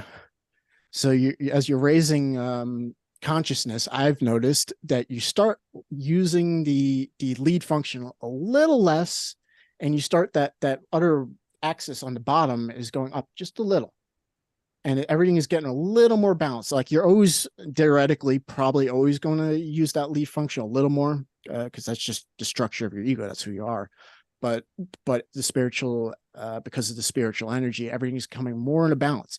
And they'll even tell you, people who study MBTI, that if you want to be happy in life, you got to learn how to use that last function, like in the ego, not the shadow. That's something different. But even the shadow balances, and you use the shadow less. But so they say, like, for instance, Brandon's a perfect example. I know he's an INTP. His last function is extroverted feeling, which is about the tribe. It's about trying to bring happiness to others, making them laugh, doing these podcasts, bringing information to the people. I bet he gets joy out of this. So he's on his life path. He's using that function of extroverted feeling a little more. He's caring about the tribe's feelings. He's like trying to help them, and he's balancing that function stack just a little more. like in my case, it's like I have to get out of my head, out of that intuition, that introverted intuition, which is like that wall I was talking about, because it's like this all this information context going to one point. Like it's just one context, not all the information, the theory of everything going into that one point. And so I'm always in my head and blah blah blah. But I have extra sensing at the end of it, which is your five sense reality. Like it's taking it like your sensual pleasures or completing things in the external world, and et cetera, et cetera. Like I get great joy out of completing a project. That's why I go fucking crazy to complete a project sometimes. It's because once I know I get there, it's like elating. Like, oh, like this feels so great. Like, so, and the same thing like working out or physical fitness. That's another example of that. Like, I hate working out, but after I'm done, I'm like, wow, I'm so glad I did that. Like, I feel great. Like, so, and I can't off the top of my, you have the same function stack as me, but in a different order. So yeah, you have extroverted thinking at the top, which means you have introverted feeling at the bottom. So basically, to learn to be more balanced, what would you have to do? It's your introverted feeling. It's what you value, doing what you want to do. Like stop being a people pleaser or doing what other people want to do. It's learning to hold your own feelings as valid and start doing what you want to do. Like, and if you're an ENTJ, which I'm, like I said, 80% sure, that's what you would do. Like, there's so many ways to do it. If you study it and you think about it, you probably have your own insights into it. That's just how I see it, like being put on the spot. But yeah, so yeah, I've noticed that as you rise in spirituality and you're doing the work, and you're gaining wisdom, everything is coming into more of a balance. Like you're not like it's completely like this. It's all the stacks are coming, like the bars are all kind of leveling out. That's crazy because I had that question. So I'll just preface it by saying that the two personality type tests that I took was one by C.S. Joseph that Brandon told me about, and then which is the one that worked for me best. It identified me as ENTJ, and it resonated with me the most. And then the other website was 16personalities.com. And that one misidentified me. I think I took it a couple of times and it was just like off. However, what I found useful about that 16 personalities website was that for each, like the E or the I, I don't know because I don't know the MBTI very well, but I just know that there's 4 letters, right? So you have the 4 letters. So for each of the letters, they had like you said, a balance or a stack. So they had like a line, and it would tell you, okay, introverted, extroverted, and it would give you like your 50 something percent, whatever, right? One or the other. And it's funny because I noticed that for most of the 4 quadrants, or I should say the 4 letters, the responses that I gave were almost always somewhere balanced. They were a little more leaning towards something, but they were still somewhat close to the center, which I was Yeah. like, I'm such a Libra, even in that, like I'm balanced. Like that's so bizarre. Like how does that happen? Yeah, it's like as you're doing the spiritual work, if you're an introvert, you'll be a little less introverted. You're never going to be an extrovert per se, but you're going to be a little more balanced, a little less introverted, using a little more of your extroversion, and vice versa for an extrovert. So that would make sense. What you saying, like as you're getting older, you like want to, uh, as you said, like yeah, Yeah. a little less extroverted, a little more less pulling, and more of a balance. So. Yeah. Awesome. Thank you for confirming that for me. Mm. So, you, however, have a website that you prefer to share with others. You want to tell us a little bit about that? Yes, I think it's called Personality Max Yeah, Personality. personalitymax.com. Yeah, We'll to share the me, link. I think that is the best one I've come across online. I've taken pretty much all the tests because I've been looking into this for a while, because this from the very beginning, this like fascinated me. Like Jungian psychology has fascinated me for like the last decade. But when I came across the MBTI, like it fascinating. I took all the tests, probably as far as I know, that list that Google lets you know about, and I noticed that half the time it would type me as an INFJ, which for the first year I was like, when I didn't really know much about it, I was like, okay, I guess I'm an INFJ. Most of the tests I'm an INFJ. Like a couple would say I'm an INTJ, and one even said I'm an INSTJ, which is definitely so off. But those questions were so weird and vague, and I never knew how to answer them. So it was Same here. which is a 16 horrible way to make personalities. a horrible way to make a psychometric test. Like whoever Exactly. did that didn't know what they were doing. It's probably the same kind of Mhm. people that just make these weird tests on Facebook. Like, like what celebrity do you most like, or what dog breed would you be? Like it literally kind of reminds me of that. Like, um, horribly put together. Um, the one that stood out to me, like I said, because most of them are like, you're an INFJ, and which would mean my second would be my extroverted feeling if I was an INFJ, which I don't have at all, or it's in my shadow for sure. But it's like I'm a loner. Like, how the fuck do I care about what the community thinks? I've never given a fuck. Like, so it made no sense once I start learning about it. But it's Personality Max, because I understand how psychometrics work, and Personality Max is like this test it has like 400 something questions, but it's like really like 3 or 4 like word questions. Like it's so simple. There's no like vagueness to it.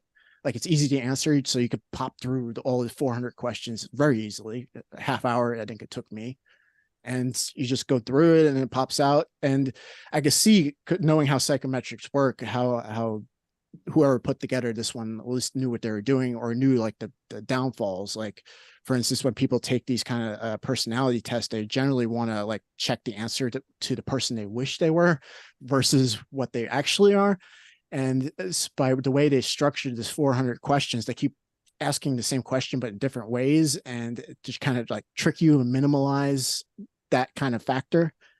And it keeps putting like a check mark, like, oh, this extroverted feeling, introverted feeling, like on and on and Hmm. on. And then we get to the end of it, then like you see that graph, like you were just explaining, like that even 16 personalities uses, it kind of moves you on the thing.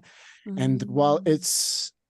it's not too important to know like the INTJ, for example, is more fruitful to know the cognitive functions, like I explained earlier, with the feeling and Mm. thinking, blah blah Yeah, blah blah, to see, I understand don't that. know that yet. I need to learn about that.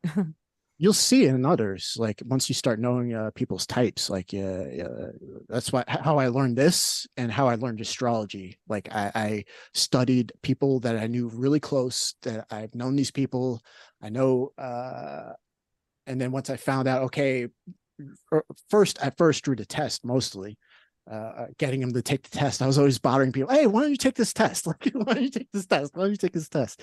And once I figured out what they were, I could start looking at the functions and identifying them. And then it started like, I see patterns. You know, enough INFPs, you start seeing patterns. Like I know Brandon's type INTP because I know I have a few male friends that are INTPs. Like I seem to have a lot of INTP male friends.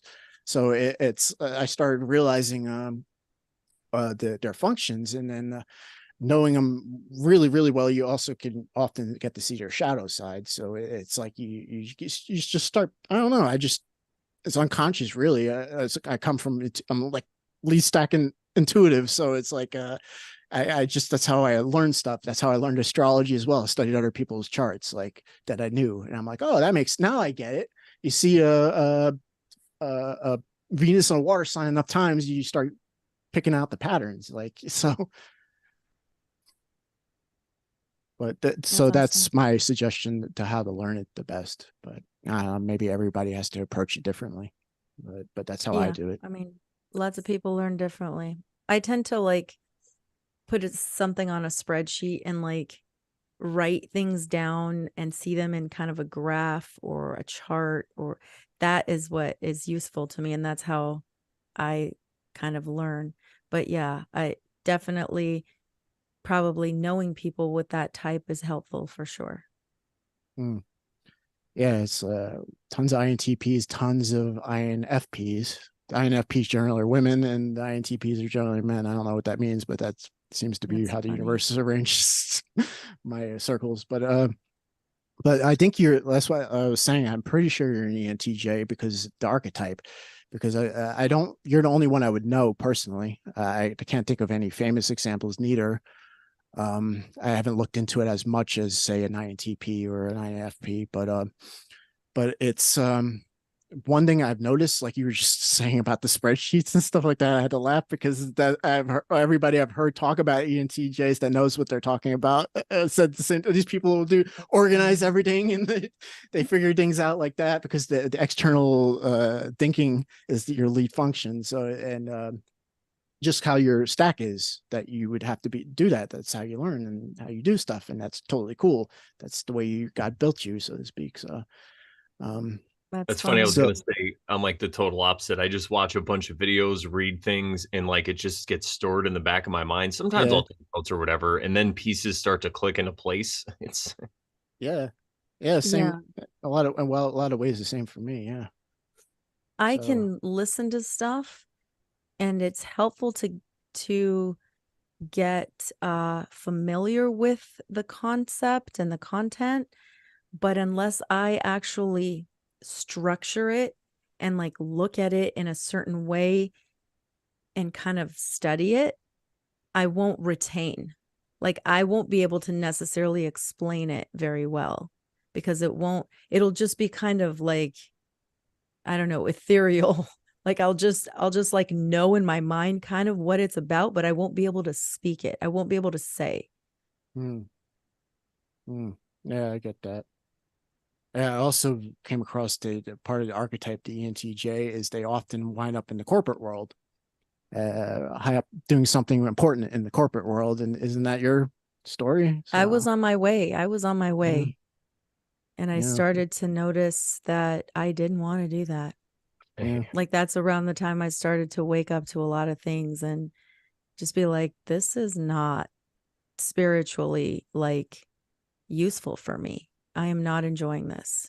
Like I didn't mind the what I was doing, but just the direction that the corporate world was going into, I was just disgusted by it. Like acquiring more corporations under the same umbrella of the corporation, you know, like the way they were spending money and like the way they were, you know, just all the bureaucracy,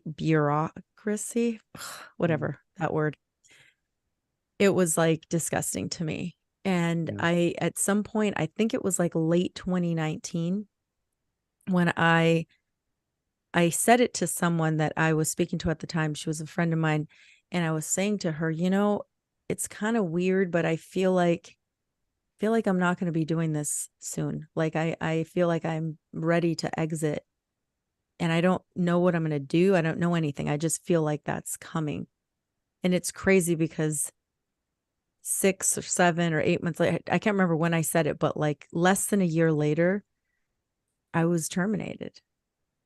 And it was for the best. Like I wasn't gonna, I just, God probably knew that I wasn't gonna do it myself. I wasn't gonna just be like, bye. So God had to do it for me. And then I was just like, oh, snap. I guess that's what I really needed. I guess that's what I really wanted anyway. Mm. and Oh, it's funny you that's say cool. corporate because corporate, you think of a corpse, right? Dead. It's like the Dead realm of the entity. dead, and that they act just like zombies. The corporations, right? They take each Yes. other over. They make Yes. you act like a zombie at freaking work, like you can Yeah. never express the whole person you are, No. Yeah, especially if it's like not if Oh, it's wow. politically correct or whatever. yeah. Bureaucracy is I'm allergic to bureaucracy. Like, I Yeah. know what you mean. Yeah, Yeah. it's just so retarded because it's so rigid and structured, and like it just keeps getting bigger and growing and being more complex until it freezes up and collapses in on itself. Like it's yeah, it's like I that's one of my pet peeves in life, but it is what it is. But Yeah. yeah, I was thinking, yeah, so corporate world or INTPs. You know, I mean, INTPs are fucking writers, and I make this guy, he's writing books. And I'm like, yep, there you go. Like, really common. A lot of INFPs seem to be really, really into music. A lot of rock stars are INFPs. Like Cody makes Cody. sense. I'm just kidding. Yeah, it's makes total sense. Like yeah, Sandra's loves music. She doesn't really play instruments and stuff, but she is very creative in her own ways. But um, Yeah, Elizabeth or too. She's an INFP and she's really into uh, music. She wrote a bunch of poetry and she likes to write and do all these things. In art, same thing. She likes to create art. Spoons mm, is an INFP and she used to sing. yeah, I believe it. Maybe we'll It's hear her it's just sing it's someday. so the patterns are so there. It's like spooky almost. Like that's Yeah. why I like this model because it's just astrology as well, but astrology is just a little more complicated. But this is actually once you get the hang of it, kind of easy. Astrology is like a lifetime kind of science. You got to dedicate your life to it, in my opinion. But you can still like learn from it. It's just to be an expert at it, be an astrologer. You got to like really fucking dig in. Like, but yeah. Yeah. So there's all these patterns that these archetypes exist, and there's basically 16 of them, and it's just are they more benevolent or malevolent, based on their level of consciousness. And there's slight little differences between male and female. I noticed, like I noticed that more INFP males seem to be musicians versus the females, for instance. That's like a small example, but there's like tons of little things that you notice. Okay, the archetype, the female version is a little different than the male versions. Mm-hmm. Like, but there's also like body types, like INTPs, for instance. They're always like lanky people. Like I know a few of them, like they're like always like the same kind of build. And it's the same with INTJs. Like I've only met one other INTJ at work once, and let's say we didn't get along, but maybe I saw myself in him. Why he kind of got on my nerves. I think I got on his nerves too. It was just funny. That's So funny. yeah, but we're always built like unless we are like totally malevolent, and then there's fat INTJs and stuff too. But it's very common that are built. And like the only famous example that I know of a male INTJ would be Trent Reznor from Nine Inch Nails. Who's also kind of a built guy, like a Mm-hmm. loner, attracted to like industrial kind of music. Like it's Yeah. yeah, or but it's a little different with the INTJ females. I've never met an INTJ female that I know of, at least since I've been studying this stuff. But a famous example, believe it or not, is like Paris Hilton. Like, Oh Oh, wow. interesting. yeah, and I've noticed a few INTJ females online. They're also kind of like her built.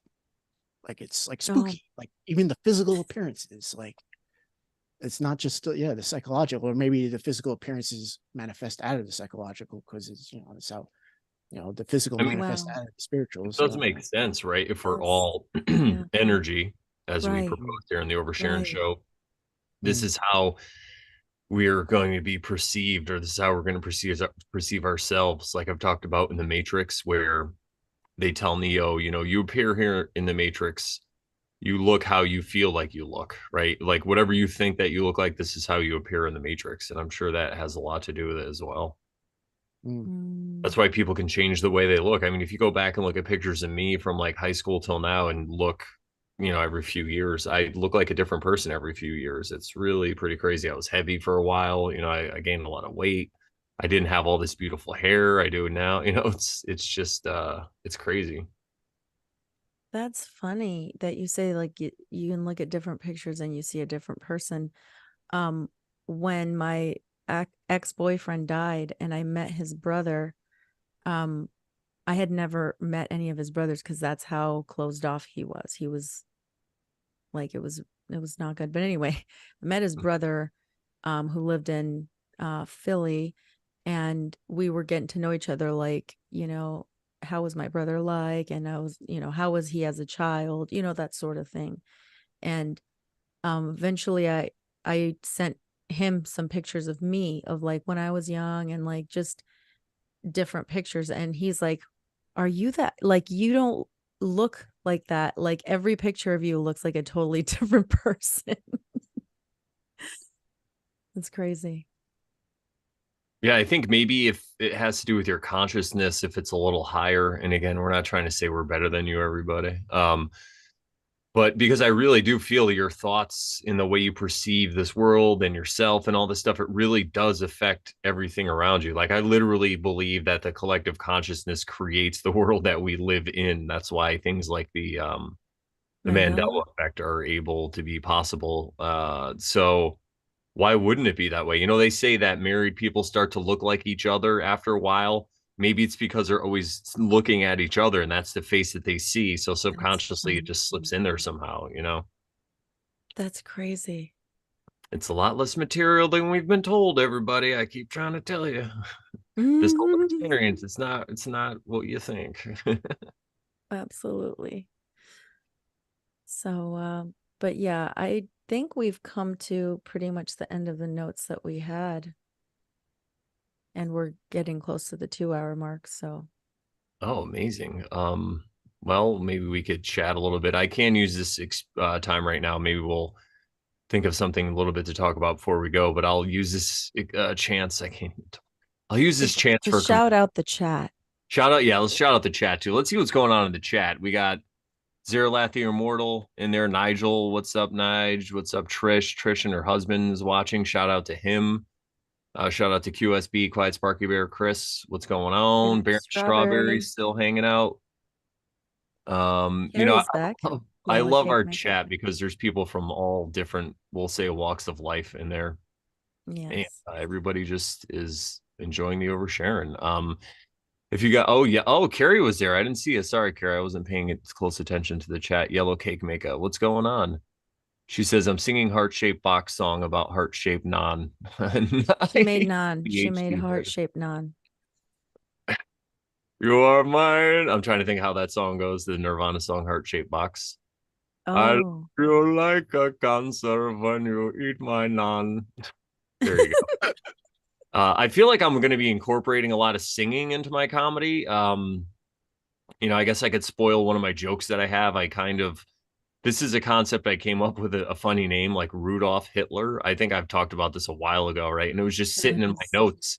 And on the way to the open mic, I just came up with this whole thing. And I'm like, you know, people say they want to go back in time and kill Hitler, kill baby Hitler. You know, you kill him and you save all these people. I'm like, you can't kill a baby. Just go back and change his name, you know, change it to Rudolph Hitler. And then I sang on stage, and this part got called off in the recording, but I'll do it again. I just started singing Rudolph the Red-Nosed Hitler.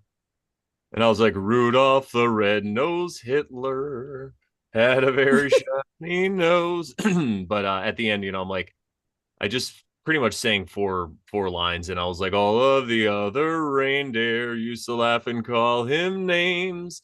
Then little Rudolph Hitler burned them all in flames. Oh So, my God. allegedly. Terrible. But everybody had a Hitler joke there. It was so crazy. I almost didn't do it. And I was like, you know what? Everyone's doing the Hitler joke. I'm going to do mine. And people laughed like they liked it. I'm like, yeah, because it's not like about hate or anything. It's just about Yeah. fucking silliness, you know? That's funny. People love Hitler jokes, man. Even here in Germany, they love Hitler jokes. Oh, That's yeah. so funny. Yeah. Yeah, everyone, it's crazy like to see it because, you know, when I first started comedy in 2013, at open mics, you would see a lot of the same jokes because people are talking about like what's in the news or whatever. Not exactly the same jokes, but the same topics going around, right? And now to see, because I haven't been at an open mic, I think the last one I went to was in 2021. I went to one open mic. And before that, it was early 2020. I started my own. And, but just to see the subjects that people are talking about right now. Oh, and you know what another huge subject was? And again, these are like young people mostly. Andrew Tate. Like so many people were talking about Andrew Tate. And I'm just like, really? But I guess it's what's in the zeitgeist, you know. So Hmm. Yeah. thankfully they were making fun of him mostly, but yeah. But anyway, more laws, more problems is the website. I'm gonna finish my commercial. Go to there, click on the Over Sharon tab, and you could support us there. But the best way to support us as always is to just subscribe, show up here when we go live, mostly Thursdays, once in a while. It's a Wednesday, whenever it is. Click that bell, and then you know for sure. And you could come here and hang out in our amazing chat, the chat that our guest Joe said it's the only chat on the internet that makes him not want to kill himself. So That's Indeed. got funny. that going for us. Yeah. Indeed. You got a good class of people here. Very respectful. Even if they disagree with you, respect. Like, I love that. Yeah. Like, it's so rare. And one thing we I forget. Yeah, there was one about Thought Bubble that popped up at some point. The truth community is like 90-95% fucking psychic vampires. Yeah. Holy smokes. Well, that's what I was That's thinking about earlier, right? yeah. When I was saying they watch the 9/11 videos and then they're like, like a comedian came up to me at the open mic. A guy's been doing a while. I know he's really cool and funny. He's like, dude, I've been looking into 9/11. It's so crazy. And I'm like, where have you been, dude? Like, it's 2023. Like, you're talking about 9/11 now. What about, like, Mm. but go ahead. What were we Yeah. going to say? Yeah, full of psychic vampires. That's why I've always tried to get into these communities. I would hear about a new community. I'm like, oh, let's go in there and blah blah blah. And I'm grateful I did. Is like the one I met you guys in. I'm so grateful. Like you guys are awesome. I'm glad I met you. Like, but like 95% of them are they're psychic vampires. I mean, on a spectrum, or but it's like the whole community is just psychic vampirism, which is a red flag for me on many ways. Spiritual, biggest one, the occult as well. A lot of psychic vampires out there. A lot of people in it for the wrong reasons. Yeah, it's. I feel like every time I went into these communities, you got to walk on eggshells. Mm-hmm. Oh, And yeah. I don't play that game. So like, Yeah. I'd Yeah. rather have, I'd Me rather be either. alone living in a cave by myself than have shitty people around me. So Yeah. I, Yeah. It's amazing that we've been able to keep this show going for so long and still have the best class of people in here. That even I though, think it's we our got like, intention and energy, yeah, totally. yeah, 100%, dare I say.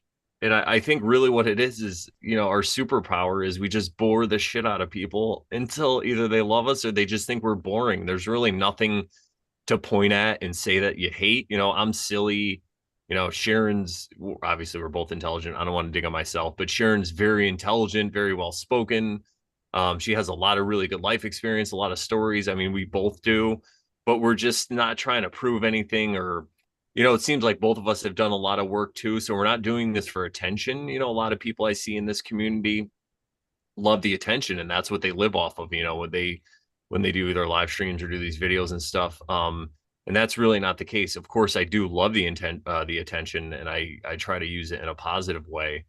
But I really think that's the difference. And I'm sure there's other shows that are out there that are like this. But the thing is, shows like us, for some reason, we just never get that popular, right? We don't get to the point where we could like support I ourselves. don't Who knows? mind. Maybe one day we will, because I feel like myself and now Sharon, because she's a worshiper of me. I'm just kidding. She's one of my disciples. I'm Jesus. No, I feel like we're trendsetters. And because of this, maybe in like 3 or 4 years, this is what people are going to be talking about, right? So we'll be the ones that did it first, which would be amazing. But again, even if that's not the case, I don't care. I have other energies of or other areas and avenues of expression like comedy or writing books and stuff like that, where something like that would be much more likely to support me over a podcast, because I don't think people realize how crazy, especially if you have like a YouTube show exclusively, you got to share the money with YouTube and all this stuff. And now they take taxes out and all this crazy stuff, right? So it's really hard. You have to have a pretty big audience to sustain yourself. So knowing that we don't care about that, it's so much better. We could just go on because we both have our own streams of income. We don't have to worry. We could talk about really literally whatever we want. It doesn't matter if we piss anyone off. We really have no sacred cows that we can see. And if we do, I think we try to go at them. We're pretty open-minded. So I think that's what fosters this community. So you guys, you're in at the ground. Everyone that's in the chat right now, you're in at the ground level. Wait till we blow up. We'll be like archaics driving around van. No. Well, I wanted to add as well that Brandon is the capybara, so he gets along with everybody. Yeah, I don't I want to be a honestly. capybara, Yeah, me too. But ain't gonna happen probably.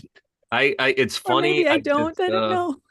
I think my secret though is also that I spend a lot of time introverted. So then when I do these expressions or whatever, I could be my best self. Like I've learned that I have to set boundaries, right? So I'm not like I'm not grouchy or crabby, because I am a Cancer. So trust me, ask Elizabeth in the morning. I could definitely be crabby. So it's like, you know, um, Yeah, but I really feel like it's something I've seen my whole life. I've just seen people misunderstand each other and then get into fights and then not talk to each other because of it. And I'm like, oh, you guys, you're just saying things differently, right? And then Mhm. the other thing I'll see too is, of course, like the sacred cows. Like think about religion. You know, somebody who's like a strict Christian, they just can't be friends with other people because Yeah. they think something different. And Sharon and I both realized, we talked about this a bunch when we talk about division, you really have to prioritize the qualities that you see in other people. And you have to really ask yourself, like, what qualities are important to me? Do I care who he prays to in the sky, or but is this person or is this guy or girl, are they a cool person? Can I depend on them? Are they fun to be around? You know, does it really matter if they think that we went to the moon or whatever, you know, like and this will be give me a chance now to give a shout out. So because tomorrow I'm going to be live on Anthony Cumia's network, formerly of Oh, Opie it and hasn't Anthony. happened yet? No, we're going to be live tomorrow. I'm going to New York City, everybody, for the first time since like 2019 or maybe Wow. 2018. I haven't been there. Driving down Yeah. to New York with my good friend Pat. He's going to be filling in for Anthony, and I think it's just going to be me and him. And just so you guys know, when he first hit me up, he said, "I want to talk about like conspiracies and funny stuff, you know, and like silly things." I'm like, "All right, perfect." And then today he sent me a text. He's like, "I want to talk about like different where people think we live. Like, is it a flat earth? Is it a round earth? There's all these things." And I was like, you just made my day. I'm like, that's my favorite thing to talk about. One of my favorite things to talk about with like quote unquote normies, right? Because I'm gonna go about the whole spiritual realm. I'm gonna get there, right? Of course. But what the reason I brought all this up though was to not just brag about being on Anthony Cumia's network. Not, I mean, you know, I'm not like a fan. I thought he was funny before, but I'm just, you know, more into different things, we'll say. But he's a whatever. Anyway, so I'm just excited for the chance for people to see me and hear my message and to just be funny. But the reason that I brought all this up was because my friend Pat, now I was friends with him since probably about 2013. He's a comedian. He's still doing it. That's how he makes his living. And he has a lot of different thoughts about things. Like we talked about the moon before we talked about conspiracies and stuff. And he's on the other side of a lot of them. But he also can see how it probably could be bullshit too. You know, like maybe we didn't go to the moon or whatever. He's pretty open minded, but I don't use that as my top thing to classify whether I should hang out with him or not. You know, when I'm with him, we have a good time. I laugh. We both laugh all the time. You know, I could be pretty quick witted, but he's even quicker than I am. So even when we're just walking through New York City, it's like a comedy show because he's just like picking on different things that are named, you know, just and we're just going back and forth. So if I was to allow one of my sacred cows, whatever it is, to get in between that relationship, what you know, tragedy that would be for me in my life. You know, I'd be missing out on A, this opportunity, and B, you know, I mean, I should have said A, his friendship, you know, but also other opportunities or who even knows, right? So I feel like that's why, and a lot of people in our chat, I think, feel the same way because I'm sure people in our chat don't agree about everything, but they know that they come here and they can hang out and it's going to be fun. So, you know, I think it's pretty inspiring and it's pretty cool. But Well, that's shout really out to the the thing. chat. Yeah, shout out to the chat again. And you know, I know a lot of people probably don't like Anthony Cumia. And I get it. He probably thinks we went to the moon and all this stuff. But again, I'm not going to be on the show with him. I think Pat's just filling in for him. But yeah, even if he was going to be on the show, I would totally be on the show. I'd be on the show with anybody. I would have anybody on my show. I'd have like Charles Manson or the Unabomber, whoever you think, because I would still have a conversation with them. You know, I think that just because you're talking to them doesn't mean that you're like validating all their stance and everything, right? I just like to know how people's minds work, and all that stuff. Yeah, so I'm excited for tomorrow. I Yeah. think it's behind a paywall though, but if I can get a copy of it, I'll try to share it with us. But I think Anthony Cumia's network is behind a paywall. Okay. So Oh yeah, if you could get a hold of it, you could put it on Telegram. They don't give a fuck about copyright shit. So just yeah, yeah. If I just share it in our groups, I'm sure they wouldn't care. But yeah, I'm excited about it. If you put a little audio on during the stream. Yeah. mm, I'm sure I'll be able to get a hold of it somehow. We'll figure something out. Yeah. It should be a good time though. I'm really excited because I'm not going to be trying to woke rape anybody at all. And Pat is, funny and silly. And we both started podcasting together. We started a show called Pat Oates is Sad. And it was just basically because I was a cool guy and I had podcasting equipment. It's like when you're younger and you have a football, and no one else does, you're like really popular because everyone wants to play football. So, but that turned into just years of podcasting every week, and it kind of just made me better. And in the beginning, we would talk over each other, and we'd always be like, going back and forth. But now, we allow pauses and the other person to talk and let the other person get their point That's out. cool. And I think it's also cool because I've worked with him so long, so I also know all his cues and stuff, and he knows mine too. He actually wants to let me talk now, whereas when we first started, he wanted to be doing all the talking. It was funny. So, but yeah, shout out to Pat Oates. He was on my show, guys. If you want to check that out, go to the Brandon Bonanza channel. And it's one of the most recent ones in the Brandon Bonanza folder is the Pat Oates. It probably is the most recent, actually. In the So check it playlist. out. Yeah, in the playlist. Sweet. Yeah, so I'm excited. He did want me to have some clips ready, so I think I'm going to try to gather some clips after this so the producers can have them to play them and we could talk about it. I think I'm going to find a Santos one because he said find some ones that where the people are crazy too, where they seem crazy. I'm like, all right, like That's I love funny. Santos, but if anyone's going to be looking crazy, that maybe a couple Dave Weiss clips or something. Okay. Yeah. Yeah. So, She'll be fun. anywho. Well, Joe, thank you so much for coming on. I know it's probably it's almost 10:30 where you are. So thank Nope. you. Actually, we had our daylight savings, so it's 5 hour difference now. It's 9:15, 9:16. Oh, Oh, yeah, we're gonna have that this week. It's so silly. Well, I'm Yeah, and gonna. then Sharon doesn't, but I don't. Arizona does not observe. if But you I get to observe because if I'm on the show with Brandon, I have to know what the time difference is. so you're yeah. still affected no matter what. It's like one of those things, Yes. right? Yes. Awesome. All right. Well, I think we did all that stuff. Anyone else have anything they want to say before we stick a fork in this show? Oh, thank you, Mr. Nargis. Thanks, show. Great show, y'all. Nigel, thank you. Quiet Sparky Bear, thank you. If you get monetized, well, I have gay ads in the middle of your playback. Yeah, exactly. I don't think we're gonna get monetized during the Over Sharon show. See, we cut out the middleman. Just go to morelawsmoreproblems.com, click on the Over Sharon tab, and there's plenty of ways you could monetize this yourself, everybody, if you'd like to support. But And again, you can always listen to the audio on all the streaming platforms that we're on, Podbean. So you won't have to hear any ads there. yeah, exactly. So check it out. All right, cool. Well, thanks again, Joe. And I'm sure we'll have you on again sometime in the future to talk about some of this fun stuff. I say fun stuff. I think it's fun. It is. All right. Well, what do we say to the good people, Sharon? That once you start over Sharon, Then you totally stop being a Karen. that's right. And remember, we're not telling you how to live. We're just oversharing our experiences. That's right. And telling you how to live maybe a little more easier. Maybe. All right. Until next week, guys. We'll see you. See you later. Bye. All right. And we are done. 2 hours.